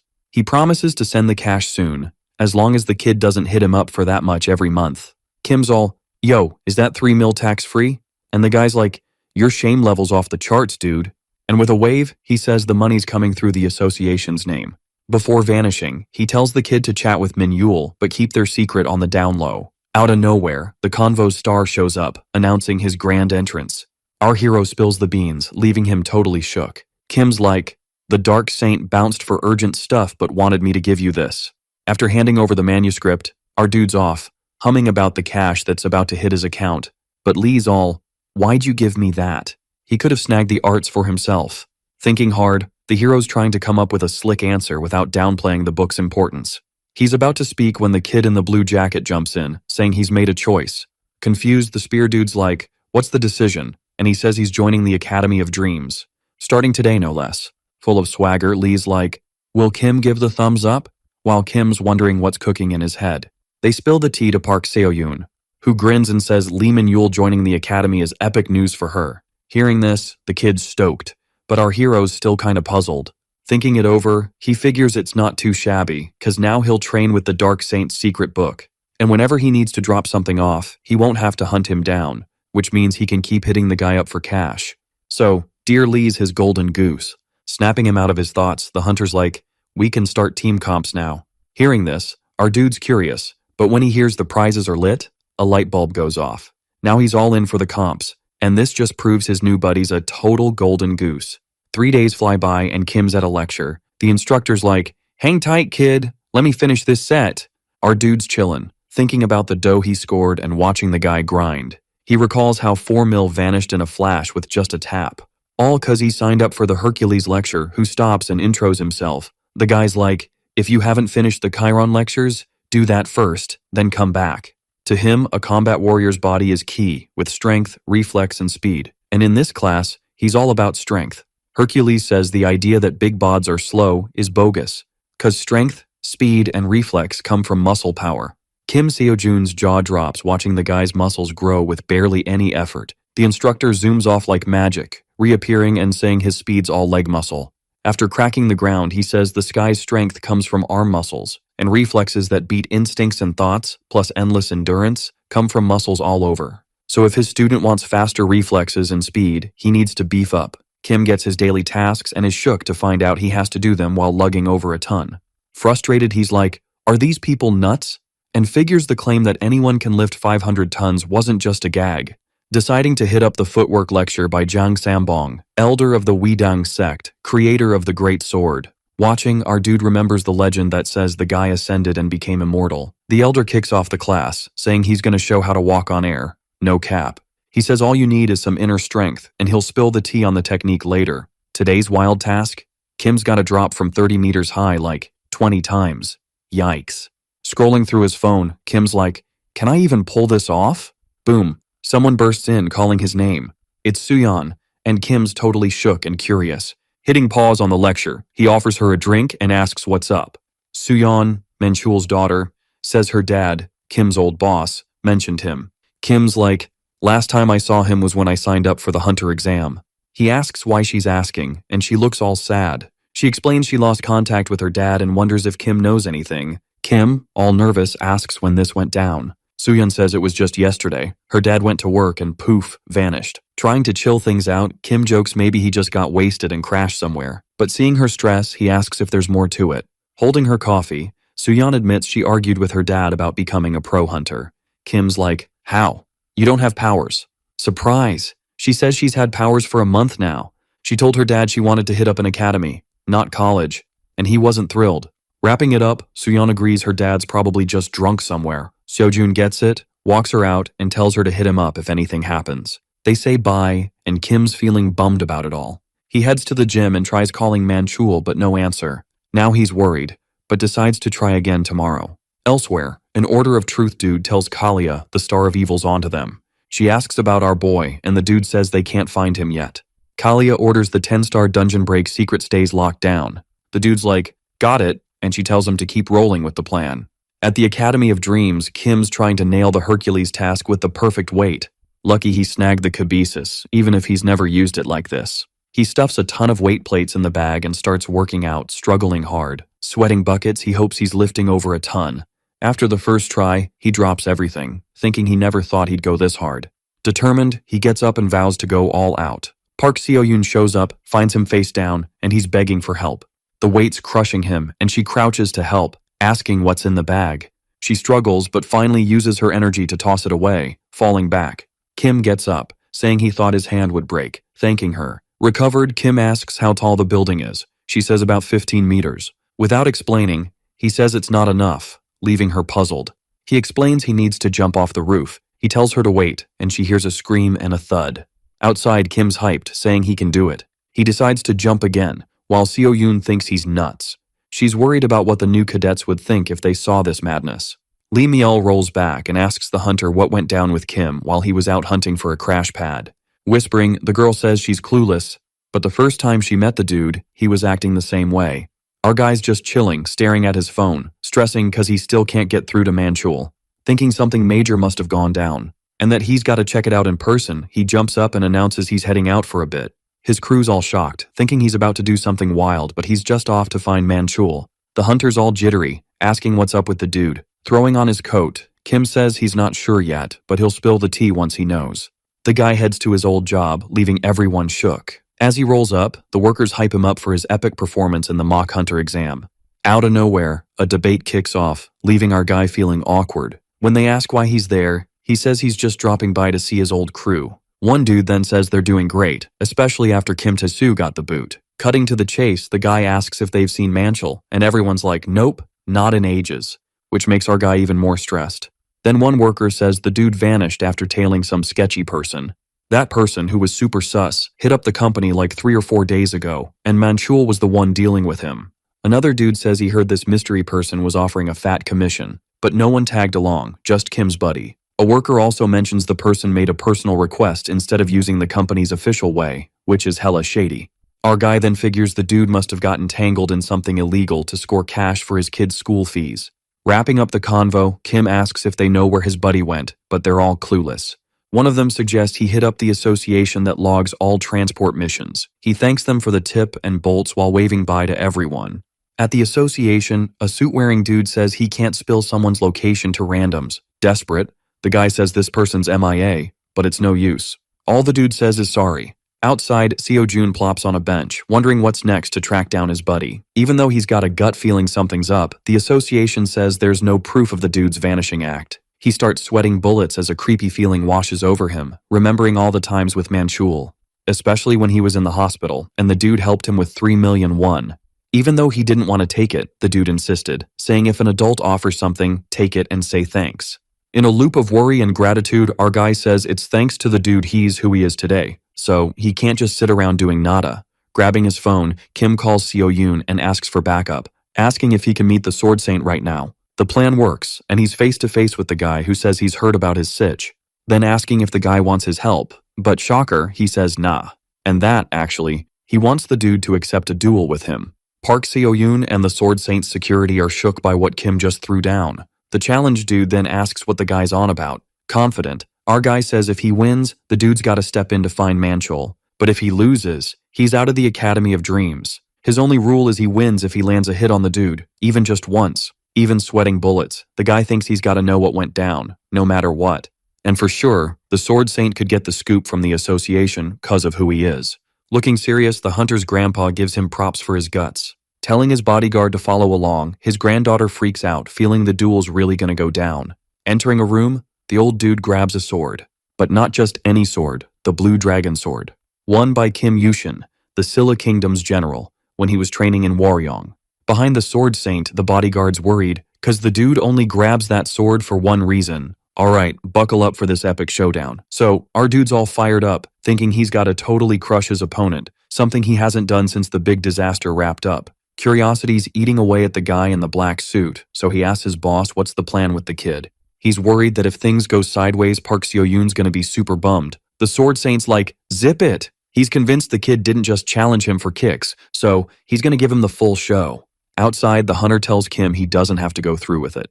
She's like, I can chat with Grandpa and sort this out for you. But Kim's all, nah, I gotta do this. He's thinking maybe Manchul vanished because of him, so he's gotta get strong and boss-like to keep his crew safe. And to do that, he's gotta drag the Sword Saint into the duel, making it look like the old dude's got his back. Saying bye to the girl, he promises to come back a winner. Inside, the boy's gripping his spear, ready to face the old dude. The old man's like, if you think I'm gonna go easy cause of my granddaughter, think again. Kim's grinning, saying he's not backing down and hopes the old man keeps his word. The old dude whips out the Blue Dragon Sword, acknowledging the kid's guts. He's like, you get the first move. Our hero's plotting his attack strategy. Even if the old guy's the Sword Saint, he's confident he can hang in there for a bit. He steps back, gains speed, and charges at the old man. He's going all out from the jump. With his spear, he unleashes blue lightning. But the old man, barely breaking a sweat, blocks it with his sword, all with just one arm, like a boss. He looks at the kid and asks if that's all he's got. Then he yeets him back with some serious force. Kim's like, whoa, what did I get myself into? But he's not hesitating, ready to dive back in, cause there's no turning back now. He's dodging sword strikes like a ninja, and the battle's on, full throttle. Our boy's realizing the old man's not messing around. Every move feels like it could be game over. The old dude's doing his sword dance and Park Seo-yoon's stressing about her buddy. Kim's in full defense mode, while the hero of the Cataclysm, the S-Class legend, is showing off his skills. The fight's heating up, and the Sword Saint's noticing the kid's improved. Way different from when he was just a weak little newbie. Back then, he was just another average student. But now, in this fight, the kid's pushing himself to level up. Kim's gearing up for a big move to win it all. But the old man blocks him again, sending him flying. The Sword Saint's eyeing the kid's spear, thinking it's kinda odd. He figures if it wasn't for that weapon, the fight would have been over ages ago. So he's gotta put in a bit more effort to wrap this up. They're trading blows like crazy. Our boy's giving it his all but can't quite hit the mark. And he ends up getting nicked by the sword. On his knees, he's thinking he got too cocky, thinking he could take down the Sword Saint just cause he beat some students. But cadets are cadets, and he should have seen the huge gap between him and the Sword Saint. Worn out, he's bummed he couldn't make the old man go all out. The old man's closing in, ready to strike again, and Kim's gotta think fast to dodge. With a leap and a bound, Kim's still chasing his goal, no matter what. The old man's staring him down, asking how he dared to challenge him with just that. Thrown back again, our boy admits the old man's strength is no joke. Who can scare off enemies just by saying his name? And watching him, he realizes he wants to be just like him. His big oopsie was getting way too caught up in the whole Transcendent title and totally underestimating the other dude. The fight's still going, no breaks, no chill. Even going full send, our hero realizes he's way outclassed, like, in every possible way. The only silver lining? He can finally see where he stands for real. And he decides one day he's gonna outdo the Sword Saint. 'Cause now, he's all about leveling up past him. As he goes for a hit, he notices his hands are numb, even with the spear in them. Plus, everything feels off, even his steps. But before he can figure it out, bam, he gets smacked hard. Park Seo-yoon yells his name and rushes over. Meanwhile, the crowd's hyping him up for hanging in there so long. Facing him, the Sword Saint hopes he'll keep his promise. Then, Kim hits the ground, totally wiped out. The old dude looks at him, clearly annoyed, while everyone else is all worried about the kid, who's totally out cold.